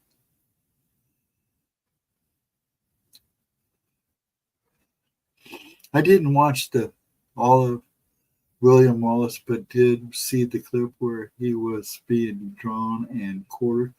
That night, I dreamed I was a young boy sitting on my dad's shoulder, and a Scotsman kept keeping vigil as our hero was being. Oh, really? Interesting. That's an interesting. So, like I said, sometimes movies do that. A picture will do that to people. A smell, something they hear. I collect things from war. I have a World War II items from a pilot and some German stuff. Yeah, the uncle, that was the same way. Collect all kinds of war stuff. Now that the missus gone, my dad's little sister, her husband was a Chillicothe officer and a big war buff. My mom's brother was a Vietnam vet. He I think did 6 tours, if I remember that right. It took him a long time after he came back to actually come back. NDA. Sign those NDAs. I'm not seeing anyone else chats on here. You're not? Uso's been talking. I wonder why, because I see yours. I'm looking at StreamYard and Vixen's. I've seen everybody's so far. Not sure why. Are you on your phone? Or are you on like a PC or a laptop or a tablet? That's weird. But you see me. I can see yours fine. And in YouTube, I'm looking at everybody's been talking, which has been you, Vixen, Russo. I mean, it's down to 4 of us. So I'm 1, that's 2, that's 3, that's everybody in chat. Everybody in the room is chatting. So that's a glitch. Yeah. Close and reopen. Yeah, you could back out and come back in. So I don't know if you're on your. Did you say if you were on your phone? I'm not seeing anyone else in chat. I'm seeing your chat. Not sure why. Yeah. Go out and come back in and see if that changes. There we go. Yeah, sometimes that happens with me. There for a while, it was really weird when I was streaming Oracles with Gemma. I would have my StreamYard chat, thank God. But I would completely lose YouTube's. I mean, it would just go blank. And I would be able to see nothing. Now, I have mine time-stamped in YouTube, so when people talk, I know what time it is. And it also kind of keeps me in case somebody says something that shouldn't be said and I get in trouble for it. I got a timestamp, an actual time, not the one on thing, but I can say, well, this happened at 2:36 a.m. But anyways, that's all I was seeing was the time, but I wasn't seeing anybody's name, nobody's profile or their little circle pic, whatever you want to call it, emoji. And that happened quite a few times. And it's really weird. But YouTube's having issues.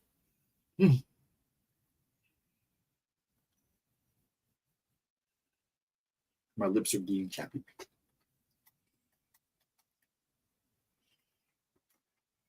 Put that away. Now, what did Vixen say? She might need to. Yeah, that's what I was thinking. Refresh. Sometimes just leaving and coming back out. Sometimes refreshing doesn't always work for me, so I have to actually leave and come back out of YouTube. Yeah, YouTube and their servers are something to be desired, much alone the algorithm. Yeah, you have to close and reopen when that happens. Yeah, a lot of times you have to come back and shut it down and come back in. I didn't even think of doing that in this case. You're usually just like, where'd everybody go? Why am I only seeing my chat? It kind of catches you off guard. What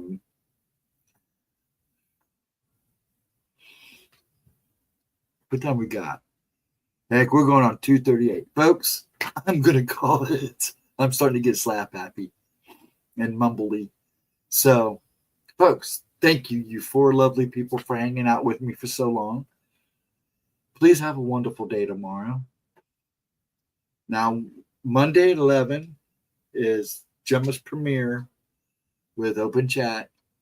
So if I don't see you then, I will be here Wednesday night at 10 o'clock. ET time, that's Eastern time. Everybody have a wonderful Sunday. If I don't see you Monday and I don't see you Wednesday, hopefully I'll see you Friday. Have a wonderful week. Have a wonderful start to your week. Because this world's crazy and now everybody's like running around and everybody's trying to stop and catch a breath. Sometimes it's hard to do that. But it's good to stop, take a breath, stop and, Like the old says, stop and smell the roses a little bit, catch your breath, let your body chill a little bit, gather your thoughts. It's good to do that, especially now. It's all right to take a little free time to yourself. If you need to do it, you should do it. Believe me, I've had to myself quite. But also stay busy. Take care of yourselves. Take care of each other, because this world needs that right now. Show love when it's the hardest to do so. The unconditional love is the hardest love to give, but it should be tried and tried to be a goal for everybody. And we don't always have to agree to be friends, as I always say. You can always agree to disagree, and still be the best of friends. So with that said, have a wonderful night. Much love to you all. Have a good evening. Oh, good morning, I should say. And I shall see you folks on the flip.